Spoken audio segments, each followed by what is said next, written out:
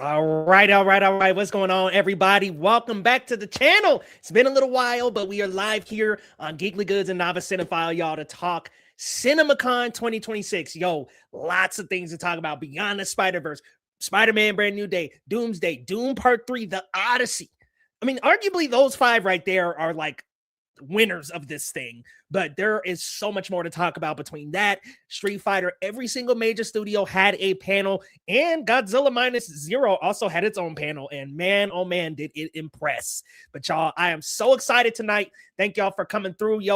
We started a little late. We appreciate the patience, y'all. And it is my first time live streaming of it, probably, I think, this year. No, it might have been a couple times this year. So I'm a little rusty. Bear with me, y'all, but thank you so much for coming back through. And yo, we're going to be going through every single panel. And by the time we get to the end of the summaries, I'll be kicking it out to my wonderful co-hosts here. They'll be saying whether or not they think it's a winner, a loser, or mixed. And I'm thinking there's going to be quite a few mixed panels here, but y'all let us know down in the comments your thoughts for each panel, because there's a lot, y'all, and we are going to get through it very well. But y'all, let me start bringing in my co-host here. I got my man Mike, Novice Cinephile. What's going on, bro? You know, I'm happy to be here. I'm glad that we got this stream together. We've been talking about it for a while. CinemaCon just felt right, you know? We had so much news to dive into. So thank you again, everybody in chat who was patient while we got the stream set up. There is like 100 movies for us to talk about, so buckle up. It's good. Right? Buckle up, y'all. Buckle that seatbelt. And yo, first time on the channel, we got our man Nate. What's going on, man? Hey, excited to talk CinemaCon. I think we're all nerds here, so we've been like following CinemaCon for years, and now it's really has blown up. I'm personally, you didn't mention maybe my most anticipated. Oh, well, second most anticipated because Disclosure Day, but the Beekeeper 2. I'm pumped. Word? That first Beekeeper was awesome. Yeah, I thought I was alone hearing that because that first Beekeeper was so entertaining. Nate's the biggest Beekeeper fan that I know. Yeah. So. It's great. That's amazing. We got a quick question here. Somebody asked, when will the Doomsday trailer drop online? No clue. I mean, honestly, I'll be honest with you guys. Safe bet, I will wait until around Mando and Grogu time. They might even wait until Brand New Day. Even though it's a Sony property, they might still wait until Brand New Day. So I would buckle in and wait till about Mando and Grogu time. They're probably trying to sell tickets to that thing because, I don't know, been a little quiet. Watch them do like an exclusive, like it's exclusively attached to Mando and Grogu. Because if you saw the box office tracking on that, it's not great. It's not? What is it? It's like in the 70s or 80s. It's under Solo. So oh, that's bad. Yeah. Not great. I was talking to our friend Didge from Geek Set Podcast, and I'm like, it's hard to sell this to a non-Star Wars fan because when you watch the trailer, you're just like, why wasn't this just another season of Mando? Why do I need to go pay to go see this? You know, 100%. And so I feel like it's a really tough sell. Like you have to put like Ahsoka or Luke in the trailer or something, something crazy. And yes, we can see your guys' comments. I see that we got you, Ninja Pro. We got you. Let us know what you guys think, though. But as far as the Doomsday trailer, I honestly think it is in Marvel's best interest to sit on this thing as long as possible. Absolutely. Because for the 100%. first time in years, there is anticipation and there is excitement, and people are asking, when are we getting the Doomsday trailer? When are we going to see more? What are we going to learn? When are we going to reveal Dr. Doom? It's like, oh, now you have people wanting Marvel again. Everybody thought the MCU was dead. Everybody said nobody cares about these things anymore. It's in your best interest to hold that on all the way up until Spider-Man, I think. I agree, because then you keep people, like, you keep breadcrumbing people and you keep people like hungry for more and more and more. And then Spider-Man Brand New Day comes out, and if that's as amazing as it's touted to be, which, I mean, Destin Daniel Cretton's on this thing, Tom Holland's loving it, I think it's going to end up being a gem for Marvel. If that's as good as it is, and you have the Doomsday trailer, oh yeah, like they are off to the races with that. And even like Brand New Day, they waited on that trailer. There was demand, and then it became the most viewed trailer, I think, ever or something like that. Like, yeah, like it beat by GTA a wide margin too. Yeah, by a wide margin too. It, like, Yeah. blew GTA 6 off the water. It's crazy. So That's crazy. No way. All right, y'all. Well, let's go ahead and get this thing started. We'll start with the Sony Pictures panel, kicking things off with the intro of CinemaCon 2026. And I think they've been the intro for like many of them. So first up, they had Spider-Man Brand New Day, got an extended clip shown at the event. Peter follows Ned into a party, sees MJ with her new boyfriend, which is unfortunate. Our boy Peter, so sad to see him have to go through this. Ned thinks Spider-Man is either Flash Thompson or Mr. Harrington, and they also dropped 2 new posters online. These 2 posters are awesome. First off, you got the trilogy of Raimi had a poster like this, and then of course Amazing Spider-Man had a poster like this. So you got a trilogy of posters with the eyes on a close-up shot here. And then we also have Spider-Man taking on the hand. Super cool visual. What an awesome action-packed shot. I think that's probably the thing I'm looking forward to the most in Brand New Day, besides like the Hulk coming back as Rage Hulk. There's a lot going on there. So that's going to be super fire. They also did some things for Beyond the Spider-Verse. They showed the opening scene, which is set directly after the Across the Spider-Verse with Prowler Miles interrogating Miles. And through that, Spider-Ham is back, Spider-Noir is back, the whole team is back, as well as apparently Kingpin is back. That's really cool to hear. Sony is calling this the final chapter of Miles' story, and they showed new photos from Beyond the Spider-Verse, and man, they look awesome. I mean, you've got a set of 4 new photos, and I think one of them is Jeff and Miles, which I think I looked at that when I was like, that to me seems like it might be Prowler Miles, and maybe that's his origin story. Let me see. Oh, my bad. Here we got Miguel versus Miles again there in the corner. We've got Spider-Punk down in the lower left, and then it appears to be a younger version of Jeff and Uncle Aaron there down in the right. Not sure what the context is there. Maybe there's some time travel or something, but we have that as well. There are some other things. They also had Resident Evil movie directed by Zach Kreger, which is going to be fire. I mean, my goodness. Barbarian and Weapons, both gems. And Nate, I'm going to throw to you for that one once we get through this little recap here. There's also a Helldivers movie happening with Jason Momoa, filming in New Zealand soon. Legend of Zelda apparently is finished filming. Not a lot of details there. And then there's this giant robots versus kaiju movie called Grand Gear from the director of Godzilla -1. I didn't even see that news. Like Pacific Rim a little bit. We'll see what's up with that one. But guys, I'm going to go around. Let me know, was Sony a winner, a loser, or mixed? And then what was your favorite announcement from this panel? Starting with you, Nate. What you think? Okay. I think I'm going to say mixed. Because I like the Beyond the Spider-Verse news. I love the Resident Evil news. Everything else, like, why didn't they bank on Zelda? Why didn't they bank on, they also had, like, I'm excited for Resident Evil, but why did they choose that clip to show at CinemaCon for Brand New Day? Like, at least show, like, some action, even if it's, like, early in the movie. Like, show Peter fighting Tarantula or Boomerang or Scorpion or something. Why would you just have it be him going to, like, a party? Like, I get it. It's, that's the heart of the movie. That's what the Tom Holland Spider-Man movies do so well. I've always loved, this kind of slow building romance between, Peter and MJ. But why are you going to show that? That's not going to get, like, are the theater owners, this is for, like, marketing for the theater owners. Is that going to win them over? Yeah, I like what you said about showing, like, Spider-Man versus Tarantula. Like, to me, it seems like, just from the trailer, it seems like maybe like the opening of Fantastic Four where you see Mr. Fantastic doing his thing and then you see the other members. It seems like maybe Brand New Day will have a sequence similar to that. Why not show that? Like Fantastic Four, like I remember they showed the exclusive footage they showed at San Diego was that scene, the powers and them going through. I'm like, yeah, show us that. I do think it's a very emotional point in the movie, but I'm with you, man. Like, give us a little bit of meat, a little bit of action. Yeah. Give us a little bit of something to chomp on. Because it's like, I feel like it felt like such an afterthought.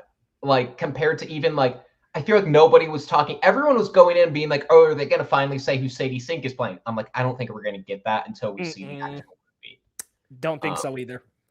Like, I think even like with the reviews, I think they're going to hold that embargo tight to avoid the spoilers, just like they did with No Way Home. But still, I kind of expected a little more. And I mean, I'm very excited about Resident Evil. I'm a massive Zach Kreger fan. I remember when like the trailer for Barbarian came out, and my friend was like, "You know, this is directed by Zach from Whitest Kids You Know," and I was like, "What?" Because I'm a massive Whitest Kids You Know fan as well. And then I became like super excited for that movie, and then I saw it, and that was like, I was like alone in that theater with like a bunch of like couples, and all of them were like really uncomfortable, and I was just like laughing, having the time of my life. You know, that was like one of my favorite theater experiences. And then Weapons, I mean, we'll get to more Kreger later, but I'm very excited with everything I've heard about Resident Evil. Yeah, and it seems like with Resident Evil, at least from some of the reactions I saw coming out of the panel, it seems like you don't have to like know deep game lore this time. Like Zach Kreger is going to kind of take it and cook on his own thing. Love that. Mike, what did you think, man? Win or lose a mix? How we feeling about the Sony panel? Yeah, I'm kind of mixed on this one too. With you guys, I'll play devil's advocate with the Spider-Man thing, since this isn't for the fans, right? For the public, they can already say, "Hey, we have the biggest trailer in history. Here's just another clip." And I actually do like the idea of this movie being a more grounded story, a more focused like Peter Parker story. So yeah, Paul being in this movie sucks, dude. MJ being with another guy sucks. Yeah. And so, you know, them just giving them another extended clip I think is okay. I kind of do think it's an afterthought because again, we had the biggest trailer of all time, and this movie's going to make $1 billion in July. Yeah. That's all the theater owners really need to know and care about in that sense. It's all the other reveals that I think are more important for Sony, and I still don't know if they actually hit. Like, I don't know if anybody cares about Jumanji open world. I feel like we've waited a little bit too long since the last one. We're going to the real world, and I don't even understand the logistics of that. Are the kids still playing the characters? Yeah. Well, no. they're like meeting the characters this time. Apparently, The Rock is stuck in like Spanish mode, so he has like a Spaniard like voice. That's kind of funny. It is, and like there's like scenes where they're like running down the road, and they're running like video game characters, and everyone's like pointing. It's like, what the hell? What are you know? It sounds funny. I like the last two Jumanji movies quite a bit. I think I do too. I just wonder like if they've missed their window, and when the movie comes out, it's like between the biggest movies of the year. It's like, all right, yeah. Good luck. I just wish they probably made a little bit more of a splash. Is what I'm saying. Looking at the list here, Spider-Verse looks cool. Again, it's been so long. I need a trailer at this point. Like more images of Spider-Verse. Like, all right, Miles is getting his butt kicked again by Miguel.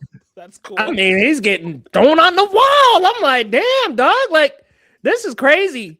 Yeah, he is slamming that man up on the wall. I'm like, geez, that's a kid, my guy. Visually, it looks great. Like I love the inversion of the colors because now he's looking like Venom. That's sick.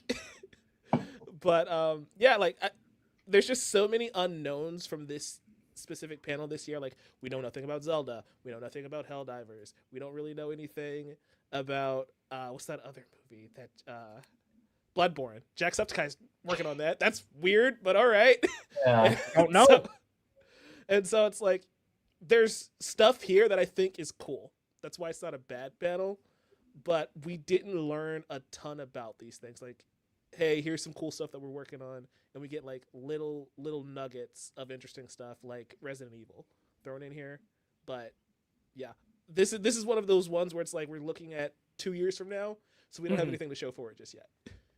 Yeah. I feel like Sony. It's funny because they're always starting it, and it feels like there hasn't been too much of like a start that's like, man, they're on a heater. Like Disney arguably is like the one that maybe should start. Well, then again, they end it for a reason. But still, I mean, I will say I'm a little mixed, but maybe leaning a little more positive here. What I find strange is that Tom Holland was a hologram to present the clip in the posters. I'm like, why have this man as a hologram? Can't he be there? I mean, Robert Downey Jr. and Chris Evans were on site. They couldn't get Tom Holland? His wife was there. Yeah, she was there for Doom Part 3 and not Spider-Man. I'm like, could she have maybe come out for Spider-Man? Just an odd panel, I think. And it's kind of like they gave us the new images and we got the new posters. So those things are really awesome. I'm glad that they put some things out online. But like, man, can y'all give us a little bit more of these things? I think Spider-Man Brand New Day, if it had Tom Holland throwing to the clip, it would be a lot. It would have a lot more impact, in my opinion. But like him being the hologram, I'm like, all right. It seemed like maybe y'all was like, ooh, this budget's a little tight this year. We gotta tighten the belt up a little. Can we talk about how dumb Ned is for a second? Flash and Mr. Harrington. What are we doing? The worst. Like, come on, my guy. The worst possibilities. They're from Queens. He knows he's from Queens. Somebody on Twitter, like the second this dropped, they went and got his clip from Spider-Man Homecoming. And it's like, you're in the same scene with all three of these dudes. Come on, bro. Come on, my guy. Ned's just trying to get by, y'all. MIT student Ned. Crazy. We got a comment here. Marvel is an L for not releasing the Avengers Doomsday trailer. No, I'm gonna have to disagree with you, Chris. We all feel the same here. Wait it out.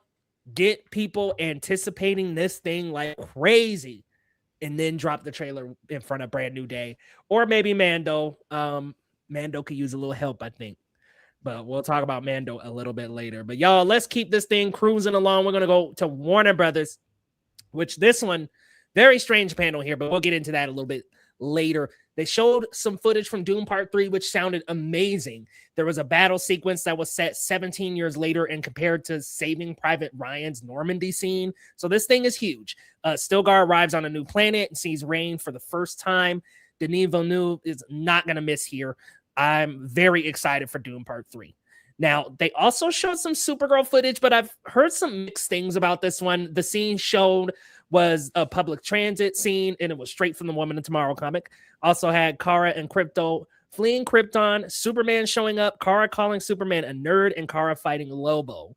We'll see how all this comes together. Supergirl, I just feel really strange about that one with DC and Warner Brothers. I feel like that one is getting like the least amount of attention, the least amount. And I wish they would do a little bit more with that, but we'll come back to that later. Clayface had a teaser, which this sounded extremely interesting. Now, Tom Reese be playing Matt Hagen, and Safran called it a written horror thriller. Said it's completely, totally different from anything the DCU has done. Just a guy waking up in a hospital covered in bandages, experiments being done on him. Then he wipes his hand across his face, and it's like it smears off. Like, that sounds really creepy. And I'm pretty excited for that one. Like that sounds like, when I think of like superhero films and comic book movies, how many we have coming out nowadays, that sounds like a genuine, like, special one where it's like, okay, we have something different, something unique. I really like the sound of Clayface. And then Man of Tomorrow starts filming next week, and David Corenswet showed up with Nicholas Hoult. They were like on a video and talked a little bit about it, which was, again, kind of like the whole Tom Holland thing. It's like, really, it would have been cool if you guys were there. So it would have been nice to have a little bit more footage from that, but apparently Digger seemed really good. It's like a Tom Cruise film. They showed an extended trailer of it, had everybody buzzing. Cruise plays an old, balding, heavyset Southern billionaire oil baron who has to team up with the president, played by John Goodman, to prevent a world-ending incident. Like, holy crap, this sounds awesome. Then Lord of the Rings, The Hunt for the Golem revealed its full cast. Jamie Dornan is playing Aragorn. Leo Waddell is in it. Kate Winslet, Lee Pace, Ian McKellen's back. Elijah Wood is back. Andy Serkis, stacked lineup. And then there was also the announcement of Game of Thrones, Aegon's Conquest. There's also Ocean's 11 prequel coming along. Weird that they're still putting out those Ocean movies, but whatever. Baz Luhrmann's doing a Joan of the Arc. And then during the panel, or I think right before it, they announced that Adria Arjona is being cast in Man of Tomorrow, has been confirmed to be in Man of Tomorrow as a mystery role. So WB, why didn't you save the Adria Arjona one for this panel? Because they had Nicholas Hoult and David Cornsweet out there looking a fool, talking a couple of sentences about the movie without anything to show. Very odd. But Warner Brothers did not, and I think this is the biggest mistake of CinemaCon entirely, did not mention the Batman 2 at all. Like they didn't, there was a sizzle of movies coming out next year. The Batman Part 2 wasn't a part of it. They didn't even mention it, guys. What a miss. What a miss. Even if Robert Pattinson was there and was like, hey man, like I'm working, y'all. We're filming right now. And this is one of the best movies I've ever read a script for. Whatever. Some kind of tease. How are we feeling about the WB panel? Mike, I'm gonna go to you first, my man, the DC fan in the room. How we feeling, man? What mixed, great, not good. This is arguably the worst panel of the convention because of everything you just said. How do you not have Matt Reeves take that stage and just vamp for a minute and a half? Just let him say, hey, finally got the script done. This is what you guys can expect. It's darker, it's grittier, it's challenging Bruce Wayne, but anything. He could have said anything. All the buzzwords, and that would have been enough. We've got a Batman and a Superman movie coming out in the same year. You're going to call it the year of the world's finest. You know, we're selling to Paramount. We're going out with a bang, something, anything. It's weird that they don't talk about Batman at all. And yeah, it's weird that we have this Adria Arjona thing happening with DC when James Gunn's on social media talking about, oh, Deadline got it wrong, and then this story comes out and he's dead silent, and it's like, okay, he's silent because they're going to reveal it at CinemaCon, and they don't. And so that's just weird, because then she's there, and then Michael B. Jordan mentions it at another panel, and it's like, what are we doing? All of this is a mess. That DC stuff aside, the rest of this panel is also kind of a mess because the hunt for Gollum should not exist. I don't know what we're doing with that movie. Mike, you told me you've been pumped for the hunt for Gollum. Nate is a pathological liar. Chat, by the way. But like, you guys know I love me some Lord of the Rings. Hunt for Gollum is dumb. We're recasting Aragorn, but then Elijah Wood and Ian McKellen are back too. So it's like, huh? Very weird. Very weird. Digger sounds cool. I'm really hyped for that. Clayface sounds really interesting. I'm excited to see this horror tale in the Batman universe. Weird that the first Batman-ish story in the DCU is Clayface and not Batman. Whole other conversation. Supergirl, I'm a little nervous because if you listen to Nate and I on Insider Chatter, I've been talking about Supergirl and it's like, it's not exactly what I want from the book. And every time they show footage, I'm just like, yeah, I don't think this is what I want from that story. But, you know, fingers crossed. I'm hoping it turns out okay. The highlight of all of this is Dune, because everyone who saw that footage made it sound like it was the greatest thing ever. So I need to see the next Dune trailer. So there's some things here that I like, but for the most part, it left me scratching my head. Yeah, and I'm worried about DC Studios, man, because Clayface sounds awesome. I'll say this, like the trailer, the people who were commenting about it, that sounds like it could be really cool. Something dark, something different, something mysterious. Super down for that. With the Supergirl stuff, like it looks cool. I like Millie Alcock in the suit, but I'm kind of like not as hype as I want to be. Jason Momoa too, like he came out on stage with a motorcycle and it just seemed like I don't know. It just seemed. And it feels like there's this weird back and forth patty cake of like, okay, she's the main character in the movie, but you got this really cool Jason Momoa Lobo over here pulling up in motorcycles and all this stuff. And then you got her over here with Ruth Gay, and that's okay. Like, that's a cool story. But I don't know that I don't know that I'm getting as excited as I want to. And it seems like DC's not helping. Like we just got another teaser for the Jason Momoa thing. Like, yeah. I'm not getting enough hype here. I'm not getting enough. It's strange because, again, I've read the comic. Nate's read the comic too. And one of the things that Tom King, the author of that book, said was, in his original pitch, Lobo was in that story. Lobo's not in the comic book. Nope. And the reason DC editorial said take Lobo out is because we want to not distract from Kara's story and Kara's arc. And so by reintroducing Lobo, we're now distracting from Kara's story. And Millie Alcock leading this movie, because now it's like, well, it's a buddy cop with her and Jason Momoa. And it's like, that's the point of this story. I pitched it to Nate before he read it. It's like, it's kind of like The Last of Us or True Grit, where it's like Kara's in this role of like, she's the lone wolf taking care of the cub, where she has to help this Ruthie kid go across the galaxy and deal with this bounty hunter.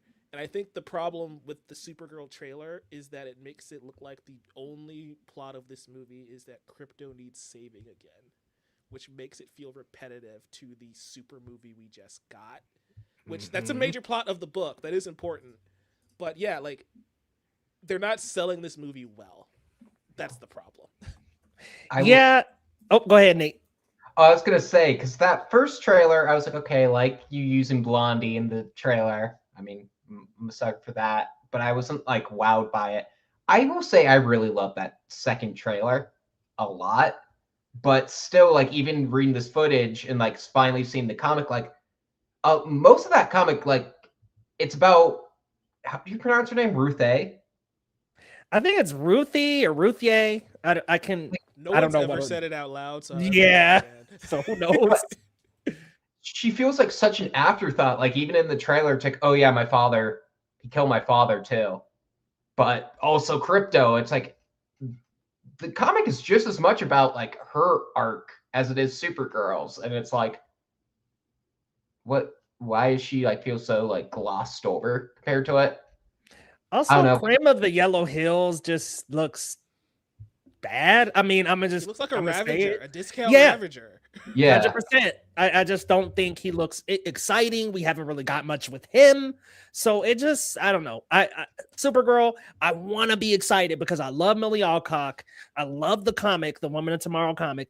I just am not as excited as I should be there. So Nate, let me throw to you, man. What do you think of this panel? Winner, loser, mixed? I might be. Oh God, I got a cough. I'm gonna be the odd duck here because look, the DC stuff really confused me very much. Still, I want to picture, like, if we were there, we would probably say, besides Disney, this won for us because the Dune stuff. But they also made a lot of announcements to the public. Like CinemaCon, we've talked about this. We've been talking on Discord. It's like, this isn't Comic-Con. This isn't really where they make like casting announcements or anything. They made a lot of announcements here. One of them was their Warner Brothers is finally starting an indie label because, you know, Universal has Focus. Yeah. Fox, well, I guess now Disney has Searchlight. Sony has Sony Pictures Classics. They're finally doing one called Warner Brothers Clockwork. And they're starting with a movie from Sean Baker, the guy who just won a ton of Oscars last year for Anora.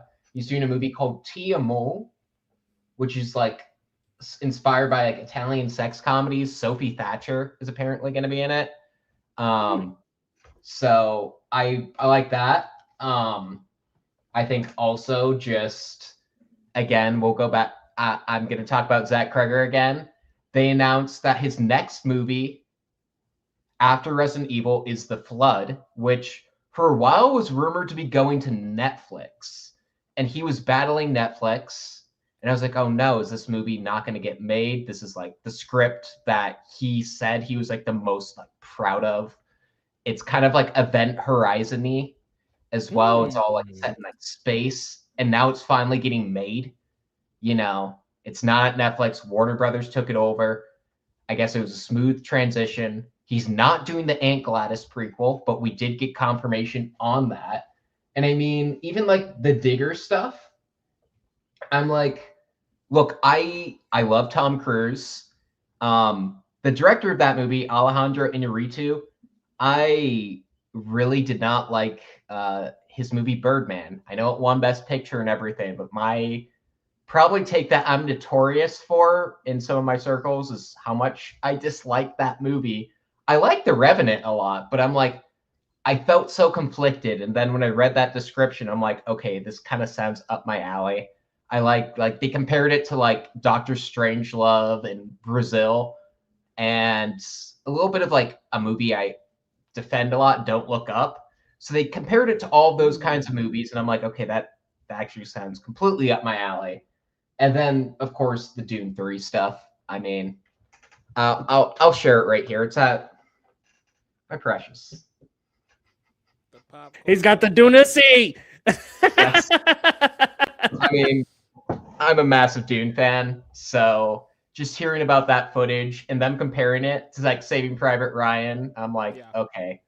The Spielberg fanboy in me is like, oh my god, Denny is just going wild on this movie, and I can't wait. Yeah, that's gonna be freaking awesome, man. Dune 3, I think between that, Avengers Doomsday, and the Odyssey, I think those are like the big three that like probably shook the con the most. So Dune Part 3, Doomsday is gonna happen, by the way. We'll get to it later, but Marvel just announced that they're not going to move the date, and they have some crazy thing called Infinity Vision, which again we'll get to later. But I think for this one, I'm gonna go loser. I'm gonna say it lost. Just because you don't mention the Batman, you don't show anything Man of Tomorrow. I mean, we don't get a clip, a picture, nothing. That's crazy. And then I would say the only thing holding this one up is that Dune 3. Because if you had taken that away from this panel, I'd be like, woo, flat bottom, worst one. But the fact that they had Dune Part 3 keeps it at least a little decent.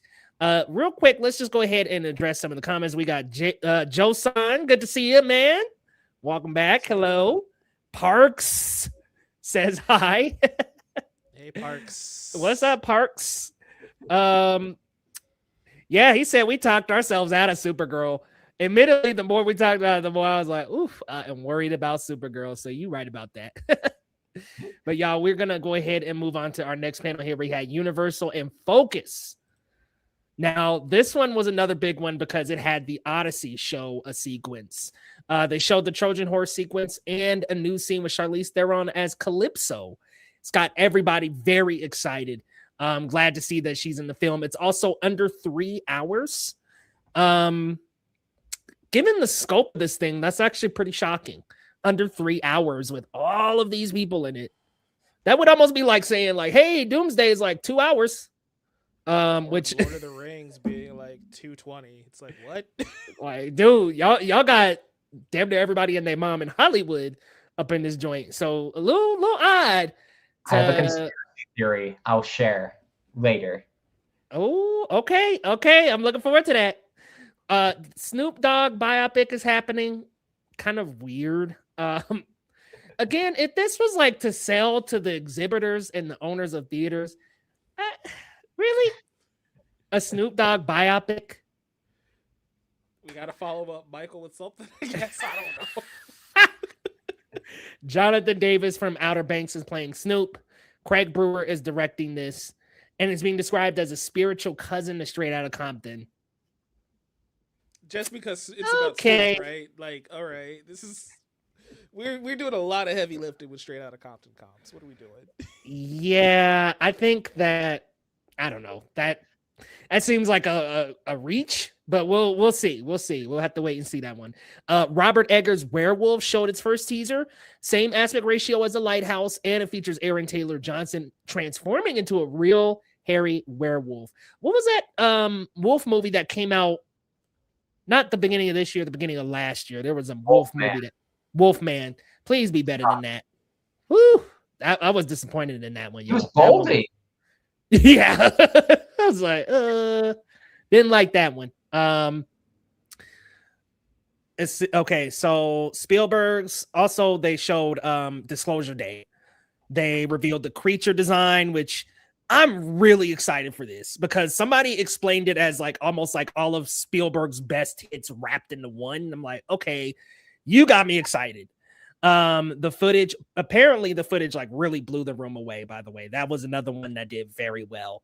And then there was also Violent Night 2 with Kristen Bell as Mrs. Claus. I thought Violent Night 1 was fun. Did I need a sequel? Not necessarily, but hey, if they're going to do one, I'm not complaining. And then Minions and Monsters. I think they showed a little bit of that. They also dropped the trailer for Fokker-in-Law, which has Ariana Grande. Did they need to make another Meet the Fockers movie? I don't think so. But hey, why not? What do we think of the Universal one? Are we going winner, loser, or mixed? I'm gonna start with you, Nate, because man, Disclosure Day, you was hyping that up early, and you got a conspiracy. We got to hear about that, man. Okay, I mean, first of all, as anyone who knows me, I am obsessed with Steven Spielberg, almost to an unhealthy amount. So I've been very, very, very excited about this movie. And so I think the first trailer turned some people off. I mean, you throw Steven Spielberg's name in front of anything. If you just have a movie of somebody slicing bread and it says directed by Steven Spielberg, I'm going to be immediately hyped.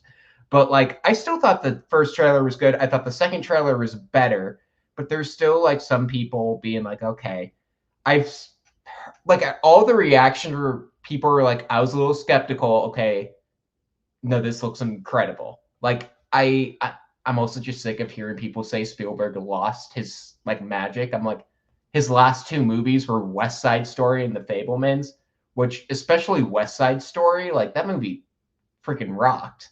So just that movie, I mean, it has Josh O'Connor, who's become like one of my favorite like rising actors after, you know, Wake Up Dead Man and Challengers. Like he was great in both of those. Emily Blunt. And then they have like a shot of a deer, the CGI deer that's in the trailer. Apparently it looks a lot better now, but it shifts into a gray alien. So I'm like, okay, you know, that sounds sick. And then my theory with the Odyssey, because I had a friend ask me, he was like, how do you think it's going to turn out? I'm like, it's Nolan. You always trust Nolan. But I'm like, we don't know how long it's going to be. Now, apparently it's going to be under 3 hours. My theory, though, and I have nothing to back this up by, you know, because we have heard nothing about it. So this is not even true. And this is probably like a 10 or 15% chance, I would say, of happening. What if they split it in two?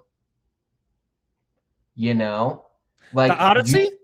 Yeah, the Odyssey. Like, what if that's split into two movies? Like, the movie ends, title card, The Odyssey Part 1. If they don't tell me going in, I'm gonna be mad. I'm gonna be honest with you. I'm gonna be cooked. Yeah, I feel like you've gotta. It's Nolan, like you said. So like, we're gonna show up anyway. So they can just say we're doing a 2-part. That's true. Movie. Give me the announcement before. I swear if that thing cut to black and they're like, Part 2 due out next season, I'm gonna be mad. I'm gonna say that, man. I'm gonna be like, hell nah. I've also been burned by Spider-Verse, so if it's a Part 2, it better come out next year. I don't want to be waiting 5 years for the Odyssey Part 2. Well, filming took a long time, so like maybe they filmed both the movies back to back, or they're like, because I think the thing of why it's under 3 hours, like Oppenheimer was right at the 3 hour mark, and I was reading today, it's like something to do with like the 70 millimeter like IMAX film stock, like it cannot do a runtime like that long. That's interesting. So maybe this movie is like 259. They're like, it's under 3 hours by a minute. Yeah, no, please don't be no Part 1, Part 2. Woo, I'll be hot. Because yeah, Mike, I mean, I was okay with Across the Spider-Verse being, obviously there was another one gonna come there. I was okay with that, but now y'all got us waiting, what, 5 years for this thing? Yeah. We just had a comment from Strawberry Rim who says, when are we expecting the Spider-Verse trailer, the Beyond the Spider-Verse? It's gonna be a while. Yeah. A while. I mean, we're probably not gonna see anything until at least October, at least. Yeah. I mean, if not, might just further. Put it with Doomsday. They might. A really good move for Sony. Yeah, they eating with the Spider-Man movies though, and they are not letting that character go. But, so yeah, go on ahead but what were you saying? I was gonna say, I think still, despite Nolan and Spielberg, like if we were there, I'd probably say this won for me because I was in the presence of Steven Spielberg and Christopher Nolan. But I'm gonna say this one's kind of a letdown. This is the one that I don't know if I can go like thumbs down on it, but I'm gonna say mixed again because nothing else in their slate, like Universal is like the last like great pure film studio who's not relying on IP, but it's like, look, I enjoyed Violent Night a lot. I kind of wish I loved it because I'm a Christmas movie nerd. And you give me a movie that sounds like something a 12-year-old version of me would be dreaming up, you know? But it's like, we didn't really need a sequel to that. Fokker-in-Law, like, okay, yeah, I like the original Meet the Parents. I'll defend Meet the Fockers. I thought the trailer looked kind of funny, but it's like, do we really need, is that, I guess it's gonna make money, but it's like, okay, Minions and Monsters, you dropped our boys, Kevin Stewart and Bob. They're not in this. Like, what the heck? Like, that's Can I make a shameful admission here? Yeah. I haven't watched any of these movies since Despicable Me 2, man. Oh, wow. None of them. 3 Minions, all that. I ain't seen none of that. How I want to ask y'all, I know this is a total sidebar. How do they keep making these movies? Money. Kids are really still going to see this shit? Yeah. Well, we Money. have the Gentle Minions, first off, going up in 3-piece suits, going to watch the Minions movies. And then we have Facebook moms. So there's that. Yeah. Yeah, these things are making a ton of money. Didn't the last one make near $1 billion? It made like 800 million or something? Yeah. 900? I had seen all of them except the one that came out like 2 years ago, the Despicable Me 4 with like Will Ferrell was in that one. Never watched that one, but I mean, this one has an incredible voice cast. Trey Parker, who is in Despicable Me 3, he's voicing like kind of the co-lead. He's like the baby Cthulhu thing that guides them. And I mean, I'm a massive South Park fan, so like We got a prediction of 950 million worldwide for that Minions. My goodness, is that for Minions? I so it's definitely it's gonna make money. Yeah, I just think it's really ballsy to put a Minions movie set in the 1920s. Right. I'm glad the plot is they're gonna go make a monster movie. It's like, oh, good, they're preoccupied that time. Oh, clarification here. That's what Minions 2 made globally. Oh, okay. Damn. That's 950. Oof. Yeah. Mike, how you feeling, man? What you think? Win or loser? Mixed. Universal focus. I think my expectations for Universal focus was always a little bit lower. So like, I thought this panel was fine. All I cared about was update on the Odyssey, and a tease for Werewolf, which we got. So I'm cool with that. Wait, you're missing a name. What's that? Spielberg. I was getting there, but thank you, sir. You saying you're not excited for Disclosure? Well, I'm one of the people who was sold on the first trailer anyway, so like this is just gravy for me. I'm glad people like how this is turning out. I'm glad that the visual effects are a lot tighter than the initial teaser trailer. Violent Night 2 was cool. I love Christian Bale. Having Mrs. Cole is interesting. We need more Christmas movies in general, honestly. So yes, extending that franchise is fun. Minions, again, it's just more, I hate to say it, but like Illumination slop. It's gonna make $1 billion and no critic's gonna actually like it. It is what it is. That's what they do. Hey, I like the Mario movies, man. I like them. They all right. And then we got Ariana Grande still acting. That's cool. I wasn't sure if that was going to keep happening after Wicked, but hopefully she carves out a nice career for herself. Yeah, like I wasn't expecting a ton from this panel, but everything they announced, I'm like, yeah, it's by the numbers. The only thing that's shocking me is the Snoop Dogg biopic, because who wants that, especially now? Like, I don't know if I want to know about 2026 Snoop Dogg. I'm sorry, he's been moving weird lately. Yeah, with the whole like gay conversations that he's been talking about, all that stuff. I'm Or like, the Snoop, MAGA you, stuff. It's like, yeah, the MAGA. Ugh. Snoop in the doghouse, y'all. Yeah. Yeah. So you going mixed, Mike? You going? I guess mixed, but also my expectations weren't that high anyway, and it kind of met them. So it's like, yeah, it's fine. It's mixed, so mixed. I'm gonna go bad on this one too, y'all. Now, besides the Odyssey, well, okay, let me back it up. I don't want to be too negative, but besides the Odyssey and Disclosure Day, so they had two that were good. I'm gonna go mix two then, because they had Disclosure, Odyssey, and what else was it? Oh, Werewolf. So they had some hitters here. It's gonna be me playing devil's advocate on why you can say bad though, because as Nate has in our notes, the Odyssey footage is kind of what they already showed during Avatar anyway. So it wasn't even new. It was the Trojan horse, which was shown like multiple times at multiple IMAX screenings. Like that's why we didn't hear like more about. That's probably why they led with Christopher Nolan too. Like he had quipped, I guess there. He was like, I didn't want to, go after Spielberg, which, I love. What a power couple, man. But I think it was also just he's so secretive about his movies and he works them down to the wire. He's such a perfectionist, but still, like, couldn't you have given us like a little bit more? Like, I know he has a specific schedule. Like, he always releases his movies 3 years apart, always on like the same weekend, and like always has specific dates for his trailers. Like, always has done that. But still, like, you're just gonna give us like a brief scene of like you just announce who Charlize Theron is playing, which love her, but it's like we kind of knew that from rumors. It's like, okay, cool. That one I didn't know was being rumored, so but I mean it just seems like at this point almost every month we might end up getting a hey, this person was added to the Odyssey. But that's gonna be like grand. I skipped the panel. I forgot about Godzilla Minus Zero. But this was a really short one.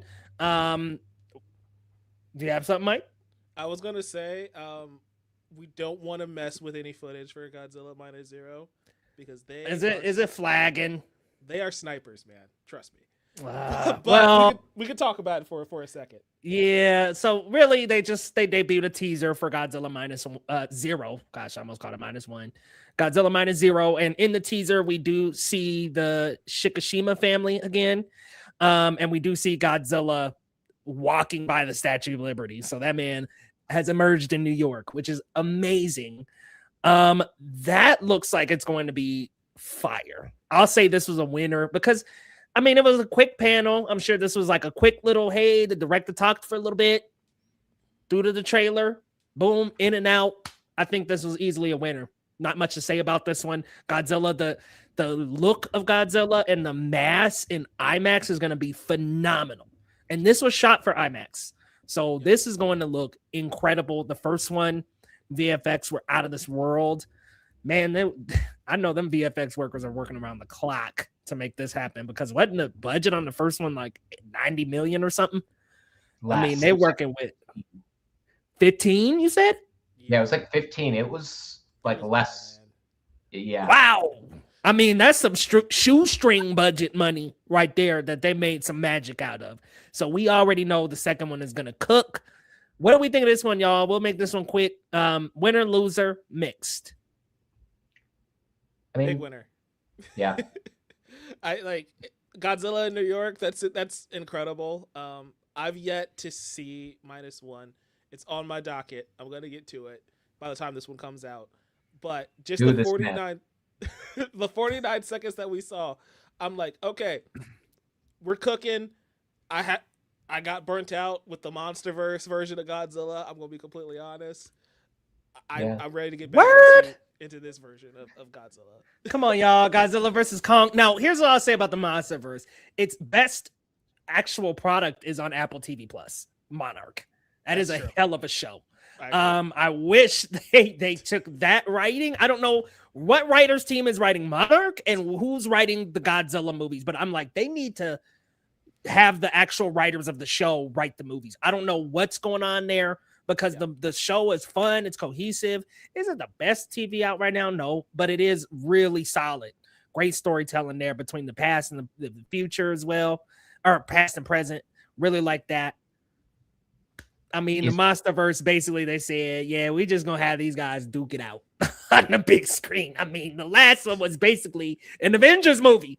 I mean, let's be real. It was. Is Baby Kong in Monarch, though? He was the only good part of that last one. I love him. So he's not in season 1. I'm not caught up on season 2. Okay. But, I mean, season 2, there's more. They have, like, a lot of the kaiju will like pop up here and there, like, but in season 2, there's a lot more kaiju. I mean, Kong is in the first episode. Like, I think they upped the budget on that joint. It's definitely worth the watch. But Nate, win or loser, mixed. Winner. I mean, he gave us -1 gave me like it reignited my love of Godzilla because like I felt like so burned like consistently by the MonsterVerse. Like I've always been more of a Godzilla fan than King Kong, but it was always weird to me that my favorite movie of the MonsterVerse was the King Kong movie. I kept being let down by the Godzilla movies. Like I didn't like the 2014 one. King of the Monsters, I was kind of mixed on.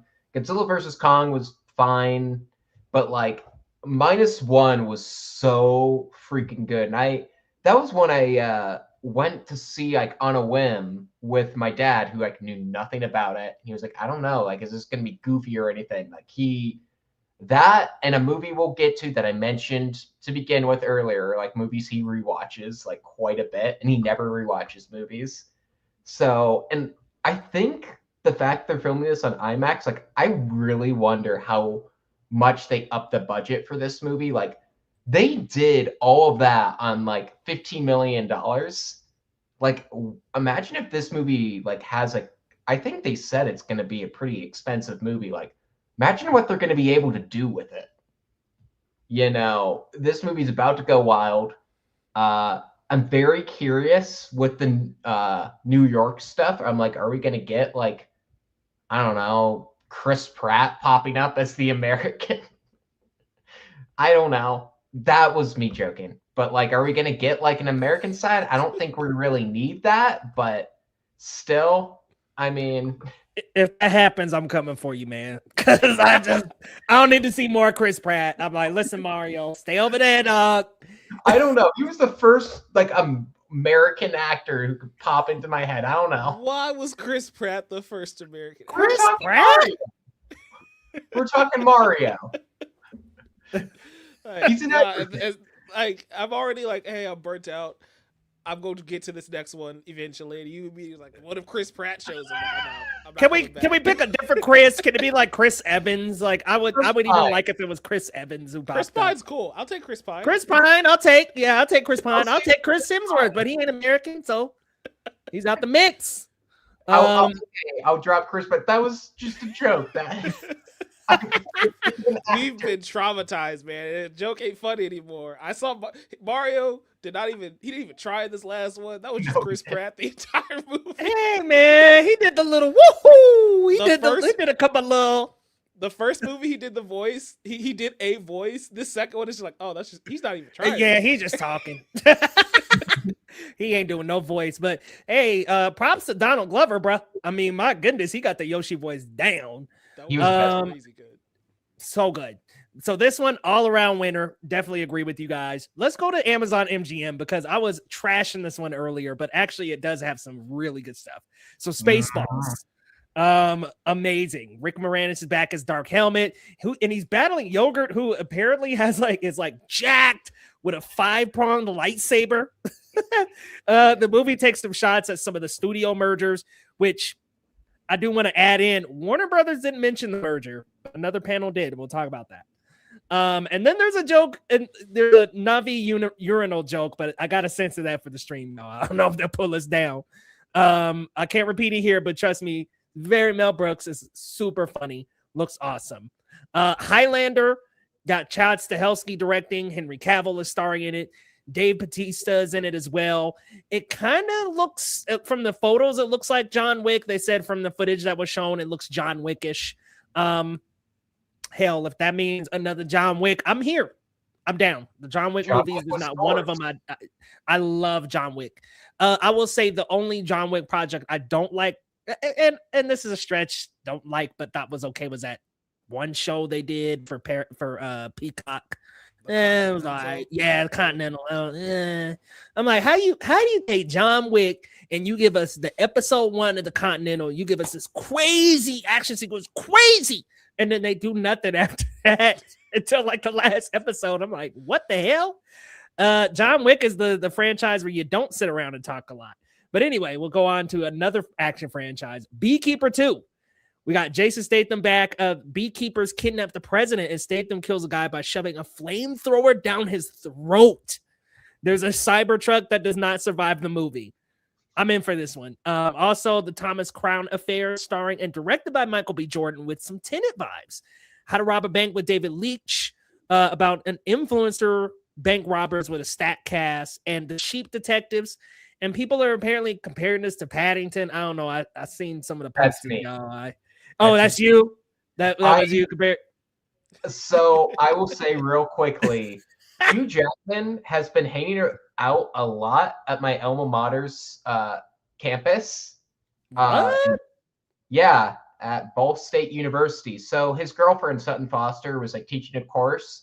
He's even doing the commencement speech at graduation and everything. Oh wow! But, like, he like screamed Song Sung Blue, but like apparently I have a friend who works there who was like, he's been kind of hyping up that Sheep movie. And I'm like, what? And like, apparently I've read reports like Amazon's people are like, they're having the embargo early. I've seen like a lot of hearts from people I didn't expect to see hearts from on Letterboxd. I'm like, what if this is Paddington? Like, it's the British animal movies that are usually the ones that work. Christopher Robin worked. Paddington obviously really worked. Paddington is solid. Love that Paddington. Us Americans, we can't do talking animal family movies like the live action. Hey, Guardians of the Galaxy counts. That's it. Yeah, you got Rocket. Rocket's Rocket. Groot a talking tree. I guess, yeah, that I'll make the exception there. But like, Australia has Babe. Those movies are great, but the British. Damn, that's a deep cut. Yeah, Babe. Awesome movie. George Miller. But do we call Sonic the Hedgehog a live action animal movie? He's an alien in the canon. Fair. Oh, I'm sorry. I just wanted to go on my side tangent. But yeah, that was me saying I'm like, this could be Paddington. I had to pull up a list of like live action animal movies, and I was like, oh yeah, you're right. Ugh. Garfield, homie. that was terrible. Chris Pratt. Peter Rabbit. No. Doolittle. Homie, this is a terrible list. This is a horrible list. Horrible. Yeah, we don't know how to do it. Are you going winner, Nate? Winner, loser for Amazon? I'm going winner. This, like, just the Spaceballs, Highlander, Beekeeper 2, Thomas Crown Affair. There's a biopic on the making of Rocky, which Rocky is like always has been in my Letterboxd top 4. I love that movie very, very much. I'm a little iffy on the director. It's Peter Farrelly, who, Green Book and all that. But, the trailer apparently looked great. There's also a movie with Mahershala Ali called Your Mother, Your Mother, Your Mother, which not a great name for a movie, but it's directed by the guy who was initially going to direct Blade. And it's another Hitman movie. But then John Cho is playing the villain. He has like insanely big like hair. That sounds cool. Gareth Evans of The Raid. He has a new like action movie called A Cult Is My Passport. It's a remake of like a Japanese film. Like it's set in Detroit. That sounds sick. You know what? I just think their slate sounds like awesome. The Spaceballs stuff sounded hilarious. I'm just happy Rick Moranis is back. Thomas Crown Affair. I mean, I really love how Michael B. Jordan is kind of almost following Sylvester Stallone's like playbook, because Sylvester Stallone, like, he didn't direct the original Rocky, but then he did a lot of the sequels, and he directed like other franchises. And now Michael B. Jordan, like, he made his debut directing Creed 3, and now he's, you know, trying to launch his own franchises that he's directing too. But he always has filmmakers he works with. So I'm like, he's playing the movie star playbook like no other actor his age is. Like, he's doing it right. That's footage sounded sick. And yeah, Beekeeper. I mean, I love that movie. I've told Mike before, it is the most based movie of all time. And this one sounds incredible. They just had me. I'm like, I saw Cybertruck. I'm like, oh no. And then it's like, oh no, Statham has like tied up all the drivers and he kills them all. I'm like, sick. And then he shoves a flamethrower down somebody's throat, just lets it rip, and it's all set to Metallica. I'm like, inject this. Why can't I have this trailer now? Like, you know what? I'll wait until November for a Doomsday trailer if I can have this Beekeeper 2 trailer right now. Okay, maybe not, but you know what I mean. Say, you're the only person on the planet that's going to take that deal. My dad Hey would. man, I'll take it. My dad. Beekeeper was fire. The Beekeeper 2 descriptions. I didn't watch Beekeeper 1 because I'm not a Statham guy like Nate. Oh, wait. How you gonna be out here dissing on the Beekeeper talking about Nate the only one that like it? You ain't even watched the movie. No, I said Nate's the only one who's gonna take the deal of no Doomsday until November for Beekeeper. I'm like, we're not making trades. We can't be making trades out here. I mean, I'll take it. That first Beekeeper was fire, dude. I'll wait for the Avengers Doomsday trailer. I'll wait. We're gonna see it already, you know?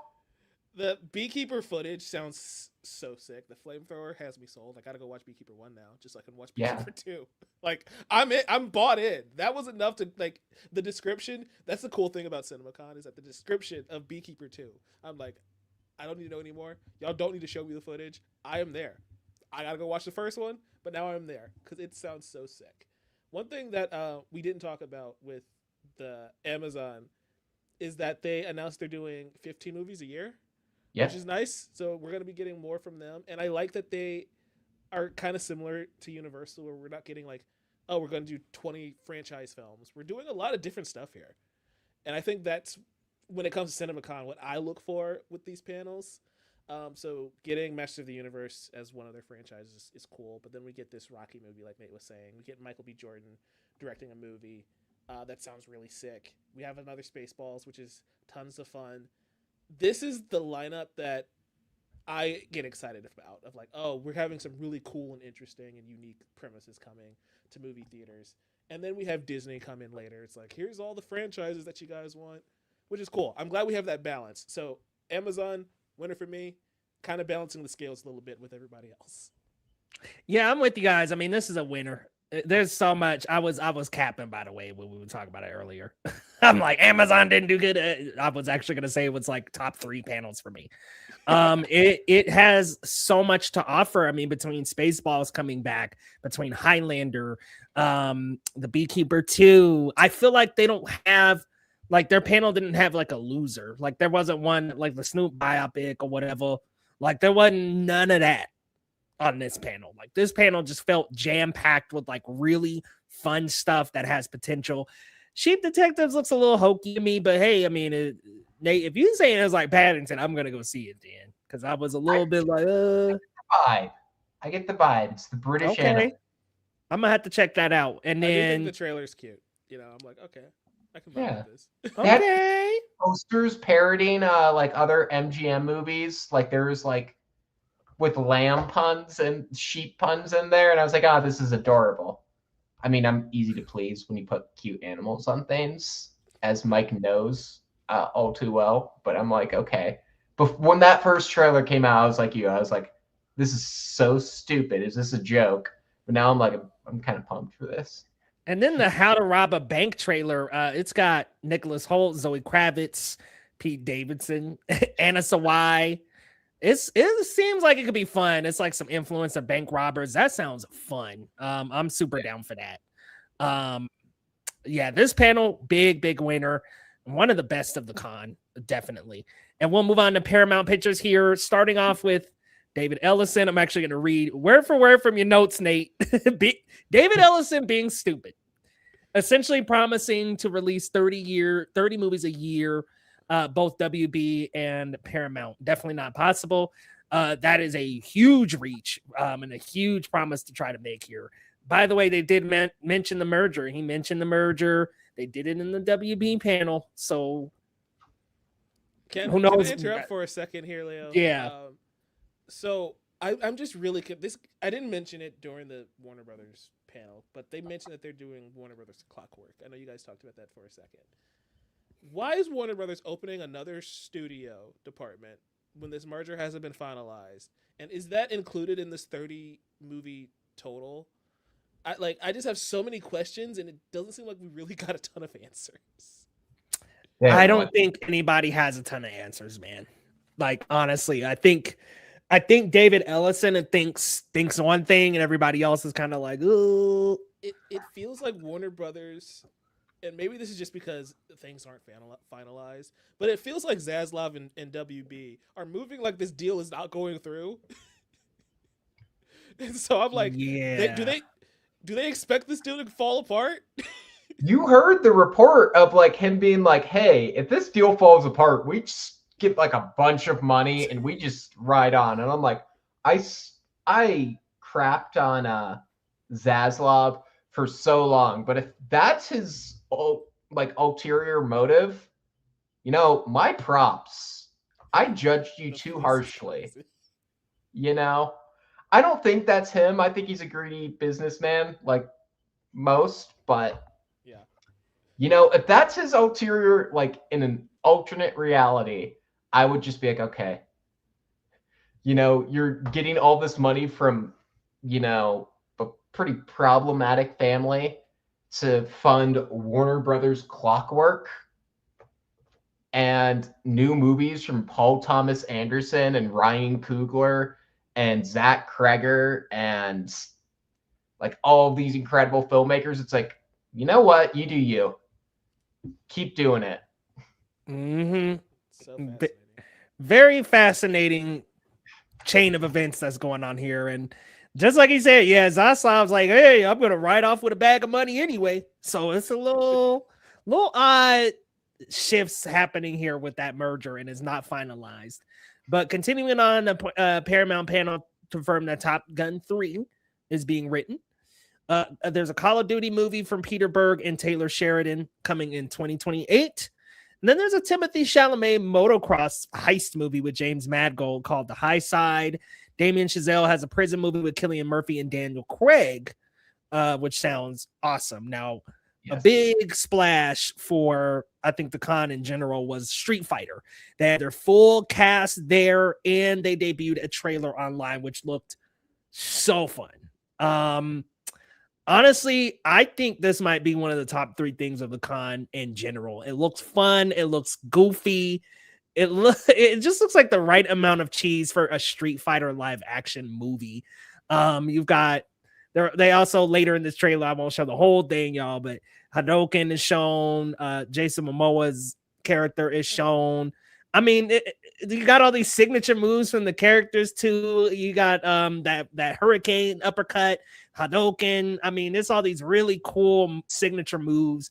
Looks like it could be really fun and the right amount of cheese and camp for this movie.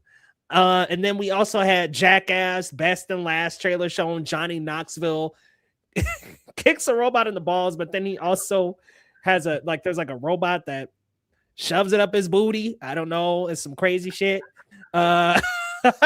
Weird one there. Listen, Jackass, they're always gonna have some crazy stunts like that, but this is next level. And then Johnny Depp is playing Ebenezer Scrooge in a horror take on A Christmas Carol, directed by Ty West. And I did really like It's funny. I like that little horror trilogy he did. I loved X, loved Yes. Pearl, and then the last one I thought was okay, Maxine. I'm right there with you. I am very glad you said that because I loved X. Pearl was really good, and then Maxine so let down. Yeah, a little bit of a letdown. I thought that would be like, because it kind of almost, looking back at them, I think I held X and Pearl at like the same level. I'm like, okay, these are pretty leveled out. And then, yeah, Maxine came out and I was like, oh man, we kind of dropped the ball there. But hopefully this will be a return to form for him. Johnny Depp's back in things. Okay. Then Children of Blood and Bone from Gina Prince by the Wood was like one of the most stacked casts. Also, like one that people said it looks really, really solid.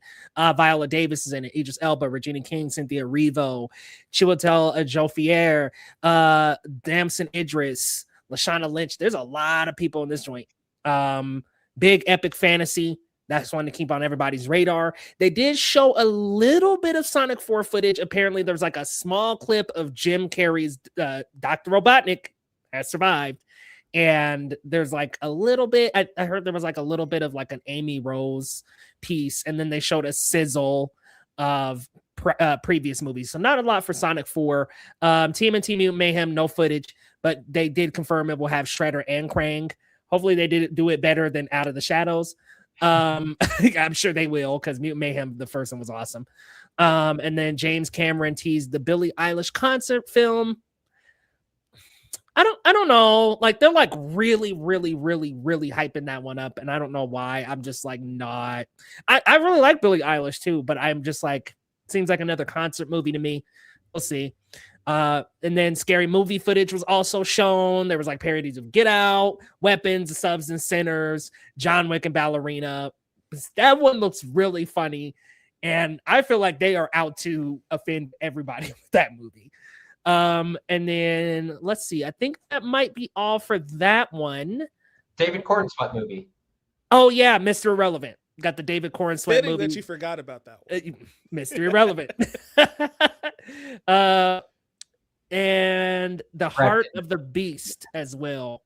Brad Pitt and a dog both have PTSD. Get in a plane crash, fight for survival. Directed by David Ayer. Damien Chazelle. Directed or produced. How we feel about this panel? Because I almost want to say like mixed leaning win. Like it's like Street Fighter, awesome. I wish we would have got some TMNT Mutant Mayhem and Sonic 4 stuff. Oh, they also said they're working on a Transformers movie. No word on if it was related to Transformers 1 or live action. I'm assuming live action. But let's go around the horn here, Mike, starting with you. Paramount, winner, loser, mixed. I'm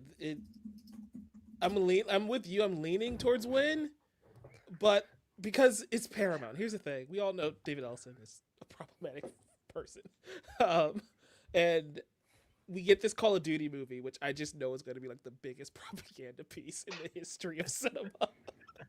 I'm sorry, we all know it's going to be. Oh man, but then, yeah.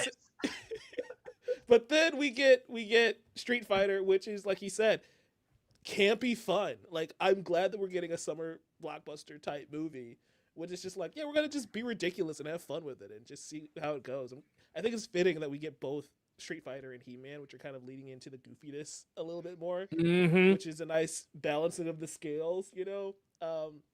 Mr. Irrelevant sounds really interesting. David Cornswet's a great actor, so I do want to see what he does with that. Sonic, cool. Mutant Mayhem. I spoke with the director. I interviewed him when I was with Collider. He's really excited for this movie. He's like, I can't wait for you guys to see what we do with Shredder. It's going to be so unique.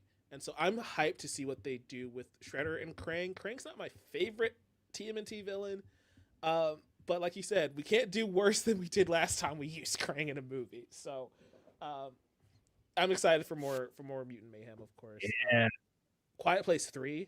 That's cool. I'm glad that's still happening. I want to know what they're doing with Star Trek. And this is where it's always going to feel mixed with Paramount, because Star Trek is like the wokest show ever made. And David Ellison's in charge. So what does Paramount Star Trek look like? Does all the teeth get pulled out of a Star Trek story now? They have the D&D guys doing it. Guys did the D&D movie. Ooh. But that's my thing is like, I don't think it's gonna be bad. And that's where I'm in that point where I don't think these movies are gonna be bad. Thank you. But will Star Trek be as politically charged as it used to be, or is it just going to revert into silly fun action franchise? Guardians of the Galaxy. Yeah, and that's where I am with Paramount. Most of Paramount's slate, except for the Damien Chazelle movie or the Chalamet and Mangold movie. Like, there's still cool things in here that I'm excited for, but I've heard David Ellison speak, and he's like, we're going to make movies that are no longer woke, and we're going to make movies that are right-leaning. And I'm like, how much of that is just him pandering to Trump, and how much of that is actually going to trickle down into these movies they're announcing? That's why I'm like, we're about to get Superman Red Sun, bruh. Like, I mean, my goodness. This is the last hurrah for the DCU guys. I hope you had fun. It's like, yeah, that's why I think Warner Brothers. That's why I almost think this doesn't go through. Yeah, but I mean, listen, maybe it does. I don't know. I don't see this finalizing, man. Nate, what about you, man? Winner, loser, mixed? I'm kind of the opposite. I'm mixed, leaning towards loser. Only because I did love that Street Fighter footage. That sounds sick. A lot of their movies sound interesting to me. Children of Blood and Bone. I mean, that sounds interesting. I did want to also add our friend Trayvon has read the book for Children of Blood and Bone. And he loved it, so he said this one's going to be really fun. So that's good. Yeah, I mean, but at the same time, I'm like, I mean, that obviously was not a David Ellison green light. I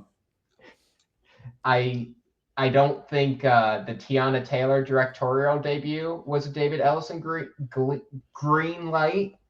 So I'm like, but they're still moving forward, so maybe there's hope. I don't know. But I mean, at the same time, it's like, it's a lot of, oh, these movies are filming now. It's almost like a whole bunch of Man of Tomorrow announcements where it's like, we're just starting filming, like Sonic 4. We're a week into filming. Here's one 10-second clip. Quiet Place Part 3. I'm pumped for that movie. Give us some plot. Jack O'Connell's in it. And it's like his, he's going to be a villain again. He's my favorite heavy now. Second post-apocalyptic franchise now for him after 28 years. I'm pumped for Jackass. But why didn't they release that trailer online? That movie comes out in 2 months. It's word. They didn't put for anything that's around the corner. I feel like just go ahead and drop the trailer. Yeah, like Disney did with Mando. Just go ahead and drop it. Yeah, that's crazy. Who cares about Angry Birds 3? I didn't even mention that because I was like, really, bro? Angry Birds? I mean, Red's a daddy, y'all. Red done got out here in these streets. I mean, the Brad Pitt one sounds kind of like a Nate movie because dogs. And then the Ty West, the Ebenezer. It's like, how many Christmas Carol movies do we need? I do want a horror-inspired Christmas Carol. But this seems like the David Ellison directive. He's like, Johnny Depp was betrayed by Hollywood. We gotta get Johnny back. How are you gonna get him back? You do a Christmas Carol? What? Okay. Yeah. Whatever. Yeah, that's. Hey, Ian McKellen said Johnny Depp is the best guy he's ever worked with. So I don't know. He is. I love Ian McKellen. No offense to him, but I'm like, that's Paramount for you. Yeah. So I mean, between those, Mr. Irrelevant sounds great. That seems like a movie I would watch with my dad, and then at the Christmas dinner table, he's telling our relatives, he's like, "Oh, Nate took me to Mr. Irrelevant. That was the best movie I've seen in a long time." But that seems like such a dad movie that I'm kind of in on that too. It does. Put it in there with the Beekeeper. That's the dad movie there. But like a lot of these, this is Ebenezer and Angry Birds, the lack of footage, Scary Movie. I'm actually pretty excited for. The trailer was pretty funny. Yeah, that looks hilarious. I like the joke. They have like they take a shot at ballerina. Like Regina Hall's like, I want to do a ballerina send up, but nobody saw it. So I just got to do John Wick. And I'm like, that's pretty good. And then like the Irish vampires from Sinners, when they parody that, they sing the theme song to the Jeffersons, which my God. that's, they did that kind of in Tropic Thunder, but I mean, you know what? I kind of like these kinds of edgy, comedies being back. And Marlon Wayans kind of seems to think this movie could really usher that back in. And so, I hope it works, because the parody film was dead. It was killed by like Meet the Spartans, an epic movie, and Vampires Suck, and disaster movie. That was a terrible run, man. Oh my God. So this sounds better. Yeah, so you okay, so you're mixed, leaning a little negative. You know what? I feel you on that for what you said. They didn't show. Like, it was kind of a lot of tell, not a lot of show. I do think they had a lot of good stuff to tell, so I'm a little more positive leaning, but I could see totally how you're a little more, maybe this one's a loser. Just because they didn't have as much. And yeah, why isn't the Jackass trailer online? That's crazy. To be right around the corner. Come on. But y'all, we saved the best one for last, y'all. Y'all already know which one I'm talking about. My favorite, Disney. Now, we'll get to the Avengers Doomsday trailer last, but they showed some new footage. Teased. Oh, I teased. But Toy Story 5 showed some new footage. Apparently, Bonnie ignores the toys to play with a tablet. Woody is balding with a beer belly. I'm like, dang, how y'all just making fun of all the 30-year-olds and everybody who's over 25? They're just making fun of us like that, bro. Can y'all make that make sense? Where's the beer belly? Like, I get it. He's balding. The paint's fading away. How is he getting fatter? Maybe he's got the little poncho on. It's guarding the belly, man. He got that little extra large double XL poncho hiding the gut. It's one of those where it's like he undoes the belt to make a little room after dinner, and then boink, that thing just falls right out. But yeah, Toy Story 5. Jesse seems to be taking more of the lead role this time, which I think they confirmed that a little while back. Duke Kaboom is back as well, with Keanu Reeves voicing that character. So hey, I like Duke Kaboom. People say this Toy Story 3 should have been the last one. I agree with that. I'm gonna keep on watching them. I mean, they're just gonna keep on putting them out. So I'll be at Toy Story 5, 6, and 7. Here's the thing: Toy Story 4 didn't need to happen, but it's a good movie. It's a good movie. We're at that point where it's like, yeah, you should have ended with 3, because that's probably the best ending point. But also, none of these are bad, and I'm enjoying them. So yeah, keep them coming. I guess I just accepted my fate that I'll be watching Toy Story forever. Like, we're gonna be watching Toy Story 30 here when we grandparents. The Mandalorian. Like, what are toys? What is this even about? Right? Like, never played with a toy before.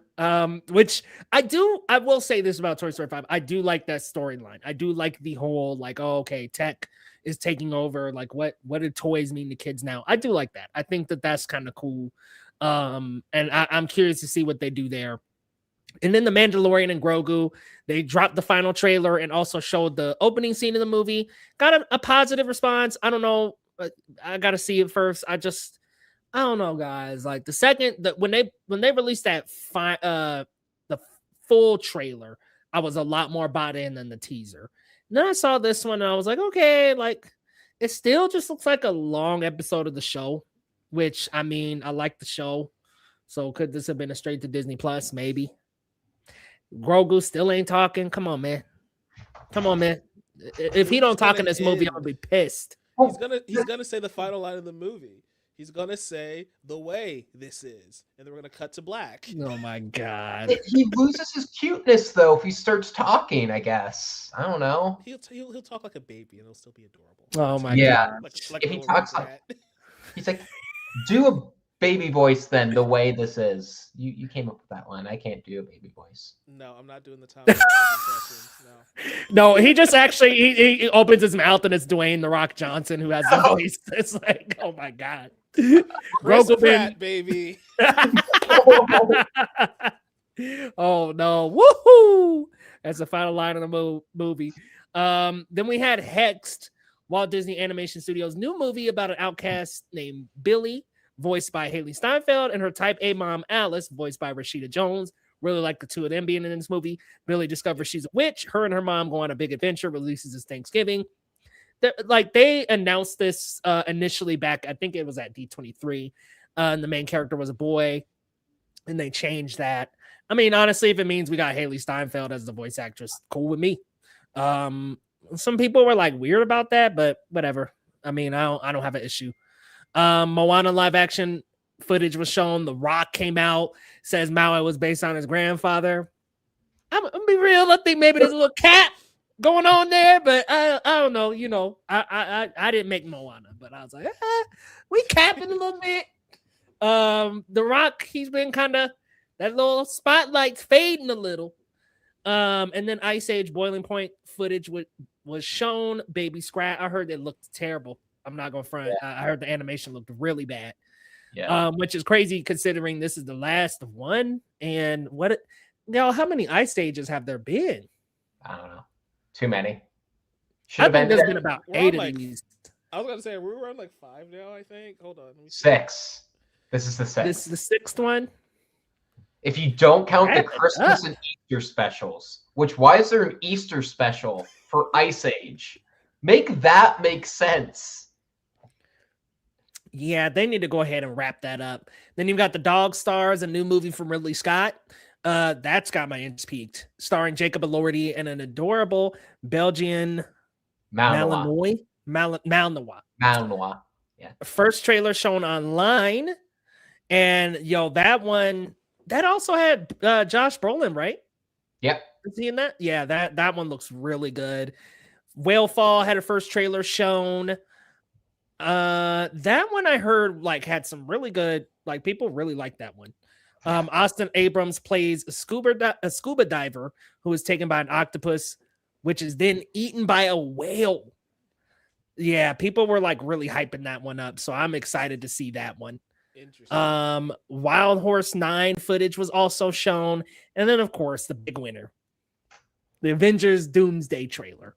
Now they had Robert Downey Jr. come out, introduce this joint. They had a whole little end of the panel. Kevin Feige was there, the Russo brothers were there talking about it.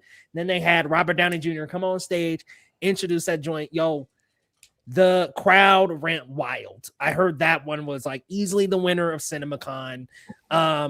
I'll just read Soups all the way from my house. That's how hyped. You just hear, let's freaking go. Super low. It's man, that boy is from Vegas here. I'll read the description here. It begins with Xavier at the ruins of the Xavier Institute saying something is coming after seeing a bright light in the sky. We then see Doom in a shrouded profile. The footage then cuts to the Avengers Tower, and we see the Fantastic Four meeting the Avengers and Thunderbolts, and Shuri meeting Namor. This is also when Cyclops walks into the room. Thor says that he's fought many threats in his life, but this one scares him more than the others, which is crazy because we done got a teaser trailer of this man praying and putting his daughter to sleep, thinking that maybe he might not come back. We also see Shang-Chi versus Gambit, the Wakandans and Fantastic Four meet up, Mystique changing into Yelena, and Johnny holding Sue, Namor flying around, and then Thor jumping at Dr. Doom with Stormbreaker, who blocks the weapon with one hand. We also see Steve Rogers come back. He says, "Hey, pal." Thor responds, "It's not possible." Puts up his hand. Mjolnir is pulled from Thor's hand over to Steve Rogers. He's got long hair and a disheveled look. And Chris Evans joined them on stage. People were apparently cheering encore for this trailer, and they played it again, which is, I'm going to keep it real, man. That's just messed up, man. Y'all know us at home can't see this, and y'all got another viewing of that trailer? Man, that makes me a little hot. Somebody snuck meta glasses into this thing. Apparently, y'all, I heard somebody took a picture and it flashed, and security was on them the minute that happened. Oh yeah, the second that happened, they were hey, you coming? Apparently, I heard another that they were like, we can end this whole thing right now. Like security was like, we'll end the damn panel. So they were like really crazy about no pictures. There ain't gonna be no leaks of that trailer. So if y'all are scouring the internet, it's all AI. Just letting you know that right now. Man, oh man. I mean, I'll just start this one off. Winner. I mean, this Amazon and Godzilla really were the three big winners of this convention, I think. I mean, you ended off, there's some things like I will say what's funny is that Dog Stars and Whale Falls sound like really awesome, and they're not like the big IP. So they also have a little bit of like non-big IP to show, which is great to hear that they've got a mix. I think maybe the only dud in this panel is I mean, oh, and the Moana, apparently they showed some footage from that. There was a little bit of You're Welcome. I think that's a little early to be making a live action version of that. So I'll say maybe that's a slight dud. And then the other dud from this panel was Mandalorian and Grogu, in my opinion. I just think they're trying really hard to push that on Mando and Grogu. And it's just, I don't know about y'all. Like maybe you guys are a little more excited. I'm not.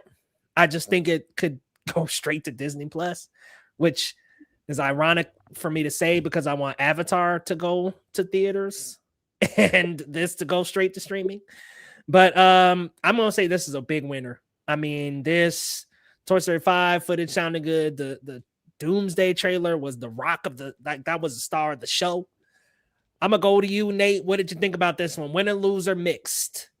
Man, I'm gonna say this is this is a win. This is clearly a win. Look, Mike knows because I've been kind of ranting. I'm like, I feel like I've lost my enthusiasm for Doomsday. I'm like, Dune is obviously going to be better. I do still believe that, but like that trailer sounded incredible. Look, I'm always down for more Channing Tatum as Gambit. I wasn't like I enjoyed Deadpool and Wolverine for what it was. The best part of that movie to me was Channing Tatum as Gambit, which I know is an unpopular opinion, but that's me. I'm a He works in the movie. I don't know if I want him as Prime Gambit. We'll see how they play it. We'll see how they play it. Whalefall sounds completely up my alley. Dog Stars, that movie is going to make me sob. Toy Story 5 will also probably make me sob, but it's such a brilliant idea, and it's funny because Leo was saying it's like we're always like, why are you making another?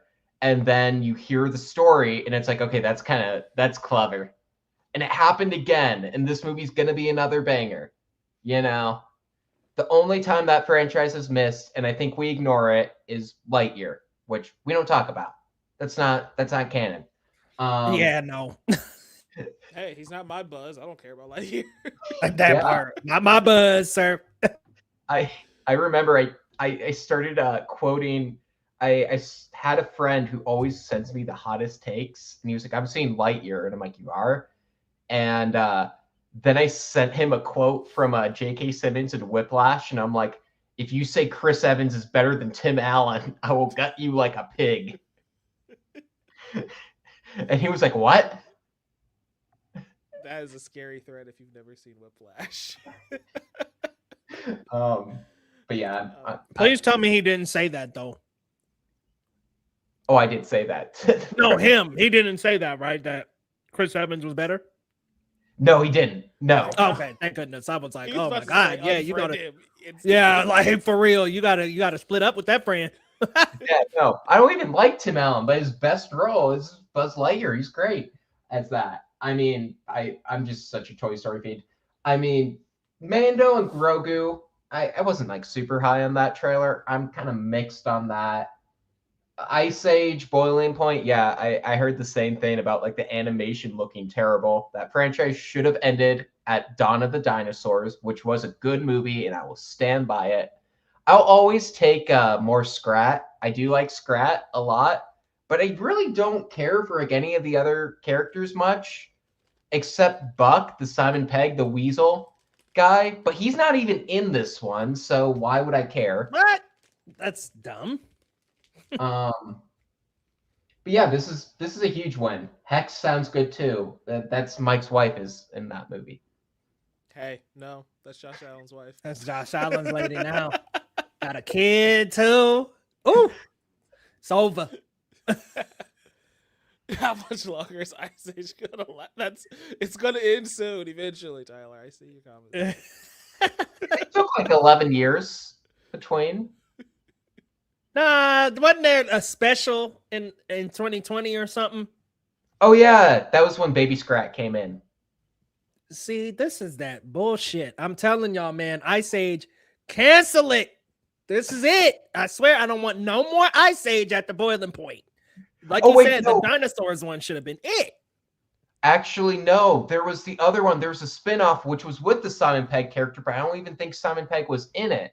And that one was supposedly like terrible, and the animation was terrible. And I think this is the same animation studio too, or it's like direct to DVD. Sorry. Let's wrap up the Ice Age talk and talk about Avengers, for the love of God. I'm on the Ooh. show, and I know the audience is like, can y'all talk about Doom, please? No, Yeah, we got a couple questions here. By the way, what's going on, John Ali? We got some of the legendary Geekly Goods followers here. We got Lawrence Port in the house. What's going on, Heavenly Dumb? Hey, yo, what's up now? The Avengers assembled in our chat. Yeah, the Avengers came through, y'all. This is like a question we've been seeing. Yeah, about Mando and Grogu time. That's probably when it's gonna come out, because let's be real, they need to sell them tickets. I think you're right, Nate, on the point. They're probably gonna make it exclusive to theaters, because I mean, they just need that money. They need that money for Mando and Grogu. Again. No. They better not ever do that crap again, ever. Because I will say, I did love the X-Men one. I thought the Wakanda one was awesome.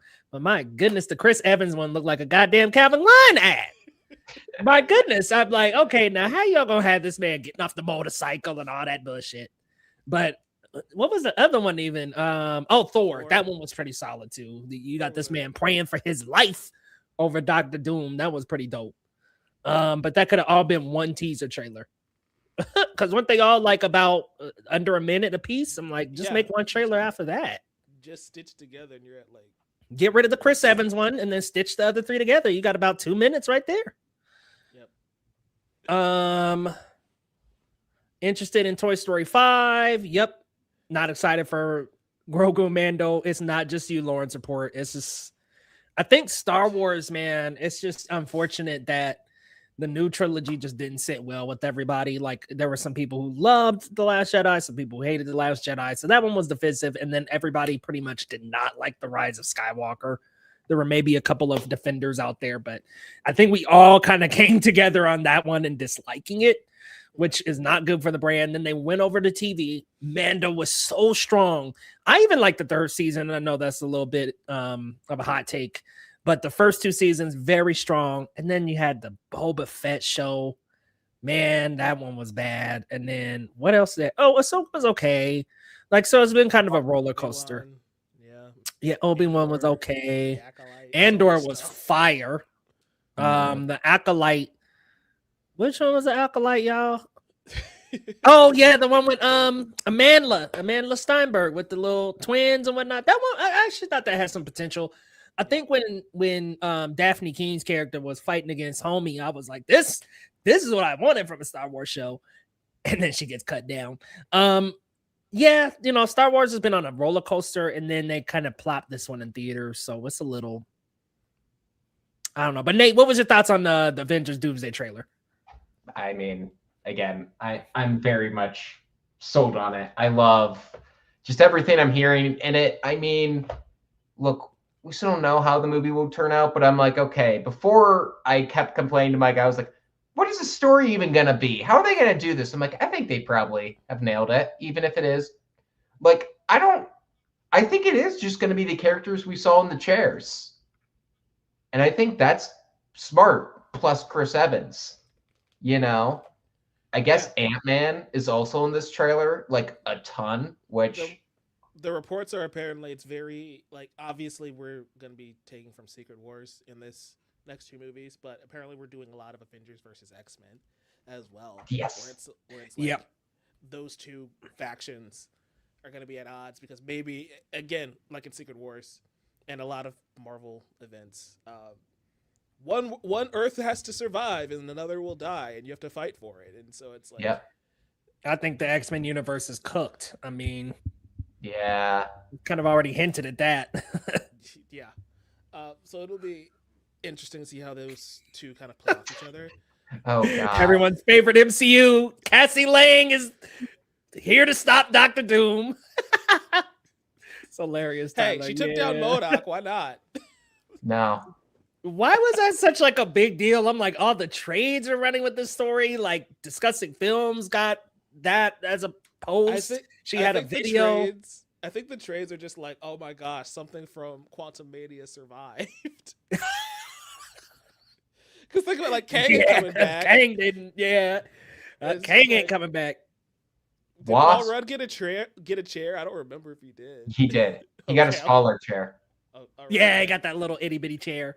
Evangeline Lilly like retired. Well, first she went off kind of the political deep end, but now she's like retired. Like she had like a bad injury with like brain damage and everything. She's like, I can't act anymore, so she's not back. Damn, that's sad. It's sad, man. Yeah, she was really anti-vax though. That was a little. Yeah, no, that's weird. why I meant by political deep end. She was like, I think she's like buddies with RFK, so that's boy, not great. Favorite pastime is them killing the X-Men one last time every few years, dude. For real, it's just like we always get the swan song for these characters. I'm like, okay, is this gonna be the real one? Is this the real swan song we have here? Because my goodness, we've been sending them off since X-Men Last Stand. I have seen Patrick Stewart die so many times, bro, throughout my life. I am tired. Is there going to be an audience cheer moment when Professor X dies again? They're like, yeah, he did it. He did the thing. Did the thing. Professor X has won. I thought this was a weird little fact. Professor X has walked at least one time in every X-Men movie, and I think that's weird. But he's also died in like half of them. Yeah, because if you think about it, Last Stand, Logan, Days of Future Past, Multiverse of Madness. Yep. Am I missing something? I feel like I'm missing another one. Technically, he died in Deadpool and Wolverine too. Yeah. Because all the X-Men died. Wolverine was the sole survivor. He just died off screen that time. Yeah. Yeah, they did us a favor and kill him on screen again. But yeah, like Doomsday, I'm just, I don't know. I guess I'm trying to figure out my feelings towards this movie, because everything that we've heard about this footage has been stellar, which gets me excited. Because I know we've been on the fence, like, oh, we don't know what's going to happen here. They're kind of just, there's no build up to Doctor Doom at all whatsoever. But then we get comments from Feige and the Russo brothers of like, this is a sequel to Avengers Endgame, and we're picking up right where we left off, and there's no mention of Sam Wilson. Anthony Mackie's not on stage, it's Chris Evans. And it's just like, we get the report, I think it was from like Deadline, that Hemsworth and Evans are like the two leads of the movie. And it's like, what did we do? Well, they said two of the leads, my bad. They said like two of the leads, not the two. That's encouraging, I guess, but I'm afraid that other lead is just going to be like RDJ and maybe Pedro Pascal. I think I hear where you're coming from with this too, because I think like with Doomsday, it's kind of like the in-game follow-up, and Secret Wars is kind of like the Phase 4 and Phase 5 follow-up, which is a little weird, but I think they're going to execute it very well. Apparently, Anthony Mackie does have some time in the trailer. Now, in the initial descriptions, I didn't see anything about Anthony Mackie, but his character is on screen in the trailer, apparently.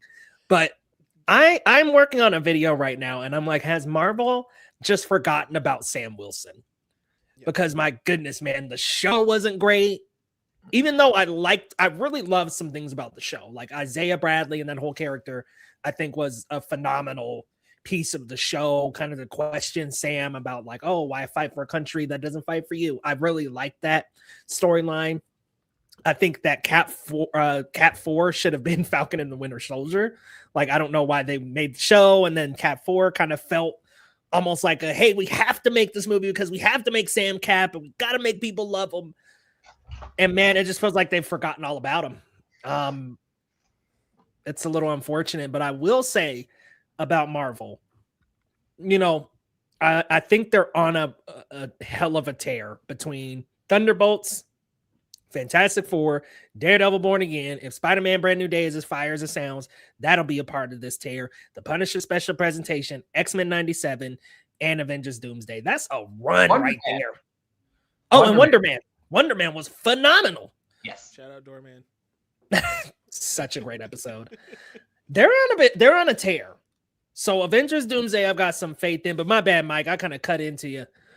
No, you're good, because like that was going to be my question for you guys, because it's like, and I hear what you're saying, like the Secret Wars is going to be those newer characters stepping up and like finishing whatever fight this is. But I just think the marketing is so strange, where it's like we had this whole push of like so many people were doing the thing of Marvel should have stopped at Doomsday. I don't care about these characters, blah, blah, blah, blah, blah. And it's like, okay, it's weird that the leader of the Avengers doesn't have his team of Avengers. Like, who is Sam's Avengers? That's just weird. And then Chris Evans comes back, and I know we had a comment saying like having Steve and John Walker in a scene is going to be amazing. And that is going to be funny. I'm sure this movie's going to be watchable. I'm sure it's going to be entertaining. But I also am looking at the last 6 years of Marvel, and I'm wondering, like, what was all of that for then?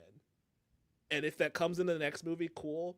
We don't have any confirmation of that just yet, though. So I'm kind of like, everything that they've presented is like we're throwing it all away outside of Shang-Chi. Shang-Chi was mentioned in this trailer. That's cool. Shuri's in this trailer. That's cool. But it's like, no. Yelena's in the trailer as well. Yeah. And I like the Thunderbolts. That team, I feel like they're gonna be jobbers. I feel like they're gonna get their butts kicked immediately. Oh yeah, they're all super soldiers and stuff. I'm like, yeah. I mean, what are they gonna do? They couldn't do nothing against Sentry. That's gonna be the only Thunderbolt who could do something. And he's Bob right now. He can't do anything. Yeah, and he's like afraid to become Sentry, because if he does, the Void could come out. Yeah, and Doom's gonna probably end up using him. Yeah, I mean, you posed some great questions, because I just think the only thing that could have enhanced Doomsday in this situation is they should have just made Secret Invasion into an Avengers movie. If they would have just had that be Shuri, Shang-Chi, maybe the Thunderbolts would get an early kind of look at them in that movie, and some of these other Phase 5 characters. They needed an Avengers movie. Sam Wilson leading the pack. To your point, I do wonder if Doomsday, I think the reason it feels this way to me is because it kind of feels like, oh, we need to do something to get our audience back who left. Mm-hmm. And so we have to do this giant event when we could have just done Civil War 2. And we have the Thunderbolts. No, please Sam's no. Not adapt the comic, but like. Okay, I was like, please no. We've got Sam's Avengers, and then we've got Yelena and Bucky's Avengers over here. And it's like, that's weird. Maybe make that a story of like those two teams either becoming one team of new Avengers, or you have a little discourse between the two. You can do a smaller movie to establish these newer characters and establish Sam as the leader of the Avengers, and then that's when you mix it up and bring the OGs back. I heard his team is, this is what I've just heard, I don't know if this is confirmed. I heard his team is him, Falcon, Isaiah, my bad. Him, Falcon, Shang-Chi, and like several other characters. I think Thor's part of Sam's Avengers. Kind of weird, right? Because he's like doing his own thing in the trailer, but I think he is a part of Sam's Avengers. And then they said, weirdly, somebody said that Aquafina's character was part of Sam's Avengers. I was like, no, because she will get launched into the sun. Are you kidding me? We already have an Archer named Kate. What are we doing? And then there's also this rumor going around that like the young Avengers will be the ones to help save the day in Secret Wars. And if that's them, Spider-Man, Deadpool and Wolverine, a couple other characters, I don't mind that, but I do want some more spotlight for Sam. I think Aquafina. This is the final scene of the movie, man. Like, there's no way Doom is gonna stop Aquafina. No way. It's gonna be the Thor Ragnarok meme of like you can't defeat me, and Thor's just like I know, but I know someone who can, and it's just Aquafina. No, but like yeah, I just think we could have. There was no reason to rush to Doomsday. We could have just done like one more smaller event with these newer characters to establish them as the Avengers, and then we do Doomsday. That's my thing. I think what and this is unfortunate. I think what happened is the major situation, bro. Like that was like kind of unfortunately timed. And then Ant-Man and Quantumania, I almost said, and the Wasp. I actually love Ant-Man and the Wasp. Quantumania came out. It was not great. Why the hell was Kang in it? I mean, it's just kind of like that happened. And then the Jonathan Majors thing happened and kind of like threw things into a frenzy. I just hope they're able to like really land this thing, like stick the landing. And I think they will, but I feel where you're coming from. I think that it just was some unfortunate timing on their part. They needed an Avengers movie though. If they could have just had one of these people with these people meeting up, just one, that would have been good. But Mike, where are you at the whole panel? Winner, loser, mixed? Oh, massive win on Disney's part. Hex sounds really interesting. Ice Age, terrible, it's whatever. But Toy Story sounds fun. I do want to talk about Infinity Vision because that's weird. Oh man, yeah, I forgot about that. Yeah, tell us about that. So basically, and Nate could probably explain this a little bit better than me, so I want to toss it to him. But Marvel doesn't have IMAX screens for Doomsday, and I feel like this is them laying the groundwork. Be like, yeah, we may not have IMAX, but we've got this. Nate, do you know what's going on here? Because I still don't fully understand what Infinity Vision is. They were very vague about it, but I think what it is they're like, here's these premium large format theaters that are in your area where you can still see Doomsday. So as you remember, Barbenheimer, which Doomsday I think is kind of the equivalent, except those two were completely different movies. These are going for the same. Besides that, during that time, Oppenheimer had all those IMAX screens. Barbie had Dolby. Even this past summer, Jurassic World and F1 came out separate. So like Avengers, I think Vision, what is it called again? Infinity Vision. Infinity Vision. Okay, that's a dumb name. Because it's not infinite. You don't have IMAX, and they could fix it if they pushed it up 1 week where there's IMAX screens available for them because Jumanji vacated it, but they won't. Yeah, I think there are people who say Avengers should have moved forward. I think for the sake of IMAX, yes. I don't think it's like, oh man, Dune's coming out. We got to. I think for the sake of IMAX, it would have been beneficial for them to move ahead a week. I want to see it in IMAX, and I mean, a lot of movie fans.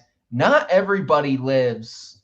A lot of these big 4-quadrant movies, they don't make money from like the big movie coastal cities. They make it from, inner like America, middle America.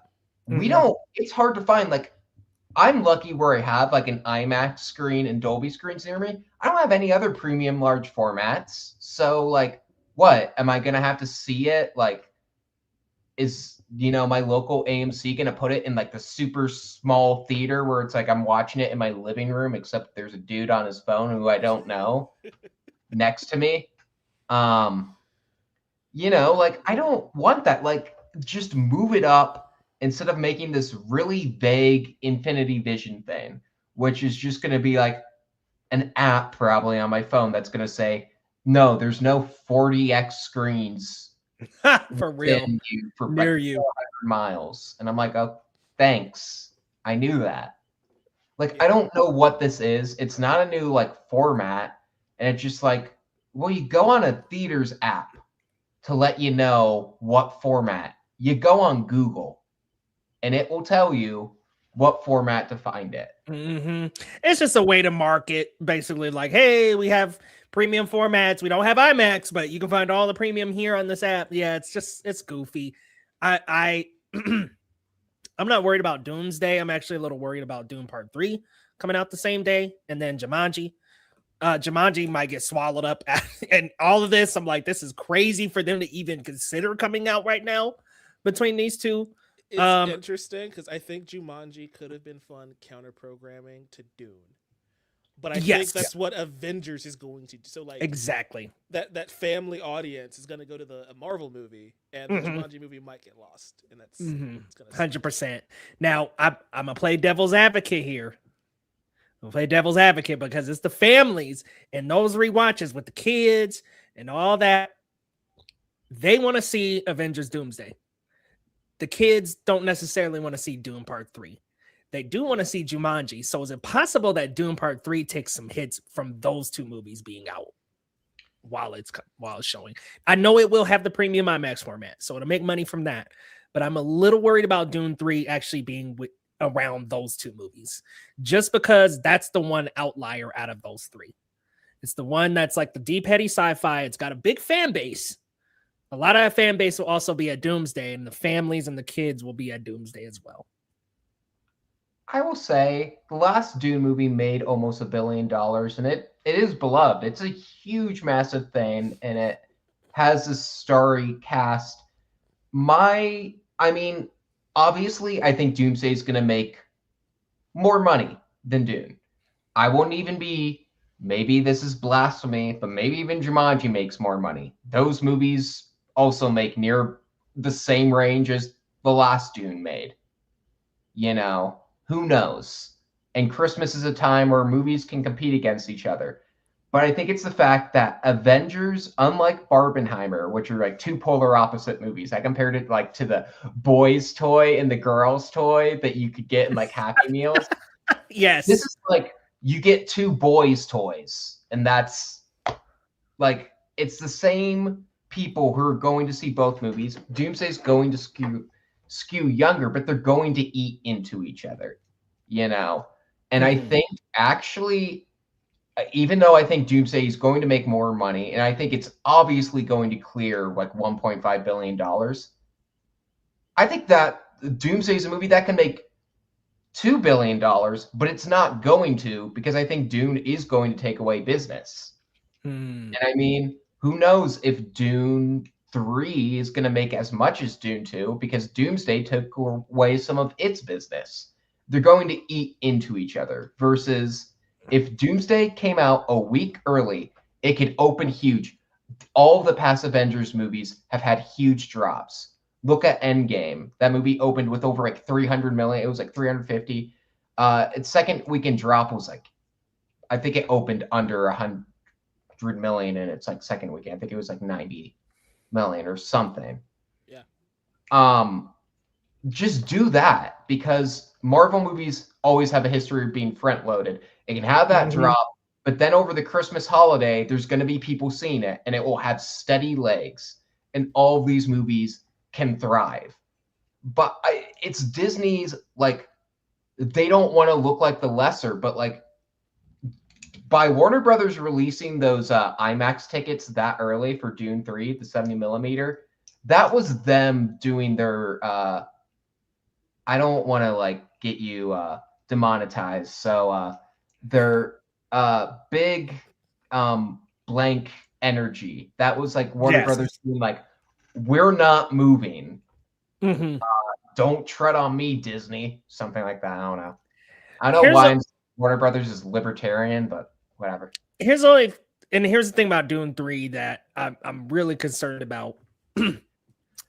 To see the full vision of Dune 3 in IMAX and everything, it is going to be the most expensive out of these three. And if you've got a family, you're going to be more considering the Avengers movie that, oh my God, it's all the Marvel movies coming together. There's going to be a lot more skewing over toward that.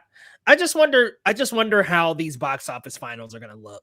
Like, that's all I'm wondering. I'm like, Jumanji might even be a bomb. I mean, The Rock, really? That star has kind of dulled. I mean, Jack Black's still up there. I'd say Jack Black's stock is actually up. Yeah, so, yeah. Jack Black is like, after Mario and Minecraft, he's like going to the moon. I think he's like the draw now. Before it was like, oh, it's The Rock, but now it's like, oh, people are going to go see Jack Black.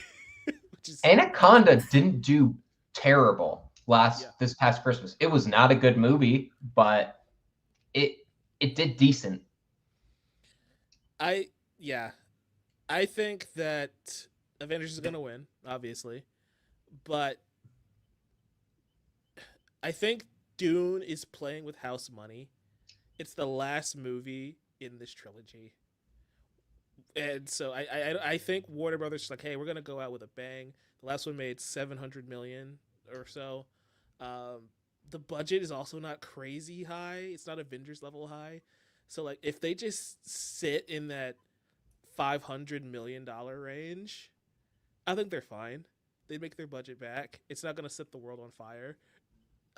But I think it can still hit 500 mil with the Avengers there, which is less than the third. But you know, I don't think it's gonna outperform the second Dune. Excuse me. I guess to me the question is Jumanji, because Jumanji is also the last one made like $800 million. That movie was huge. It ain't touching that. It ain't touching that with Avengers and Dune right there. But absolutely not. I think it can still make a decent profit. And I mentioned this in Discord, our Discord server the other day, but they reported budget for Doomsday is like 500 mil. And so, and I'm not even sure if that included the marketing budget yet. The Avengers movie is the thing that's concerning about its profitability. Like, all of these movies are gonna make money, but I think Dune and Jumanji have a higher chance of turning a profit. Whereas these Avengers movies cost so much. You just saw what happened with Avatar the other day, where it's like James Cameron's like, I don't know if we made enough money to do the next one. It's like, you made almost $2 billion. What do you mean you didn't make enough money for the next one? Well, apparently they're full steam ahead on them next ones. They're like, let's get these out. But I mean, we'll have to wait and see. It's gonna be a battleground in December, and I don't think any of us know, besides Doomsday winning, I don't think any of us know what else is gonna happen. Like, is Dune going to make the amount that it made with 2, or will it be closer to 1? Is Jumanji just going to get dusted? Who knows? But y'all, CinemaCon 2026. What made round? Yeah, go ahead. I wanted to say, you know what Secret Wars is going up against? Tell the audience. The Hunt for Gollum. And that one is so much easier because Mike was the one. Explain about the Tolkien fans, what makes them so different. Yeah, so fans of Lord of the Rings, they just will not show up.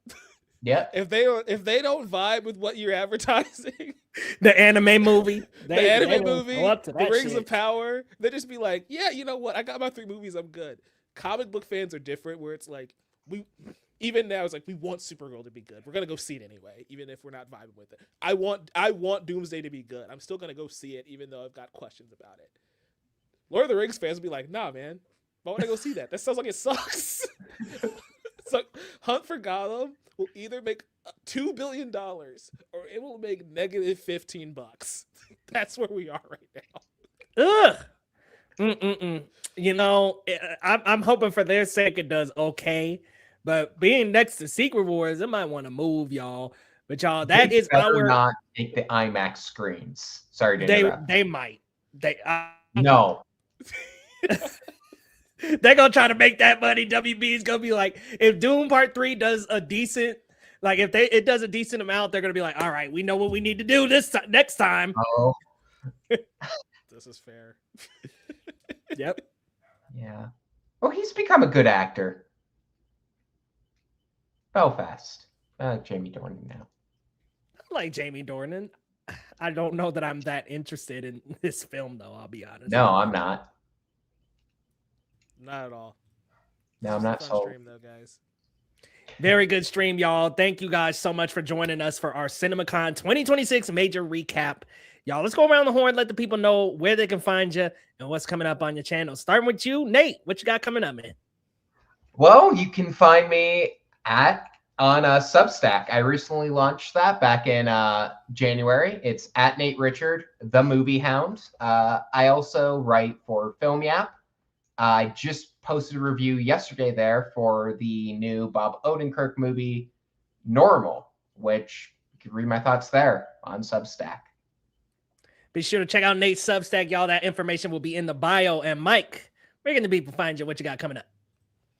Yeah, you can find me and Nate at Insider Chatter. We're talking movies every few weeks here and there.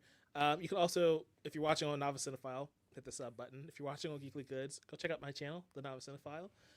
I've got some video essays in the works. You guys voted for My Hero Academia, so I've got to talk about my boy Deku. We get one more episode in 2 weeks, so that's going to be fun. Yeah, just on YouTube, on TikTok, Twitch occasionally, just talking movies nonstop. It's going to be fun the next few weeks because we got to talk about Daredevil. We got to talk about The Boys. We got to talk about Invincible. That Invincible finale, I think, is going to be crazy next week, so stay tuned for that. Stay tuned for it, y'all. Definitely be sure to follow these lovely creators on their wonderful platforms. And y'all, if you're new to Geekly Goods, hit that subscribe button, y'all. We drop movie news all day, every day here, 7 days a week on the channel. So definitely be sure to tune in. And we'll be back next time, y'all. Definitely come back Friday evenings, and we'll be back with another one next week. Same time, same place, 8:30 CT, 7:30 MT, 6:30 PT, and 9:30 ET, y'all. Definitely be sure to join us. And thank y'all. We'll see you on the next one. Peace out.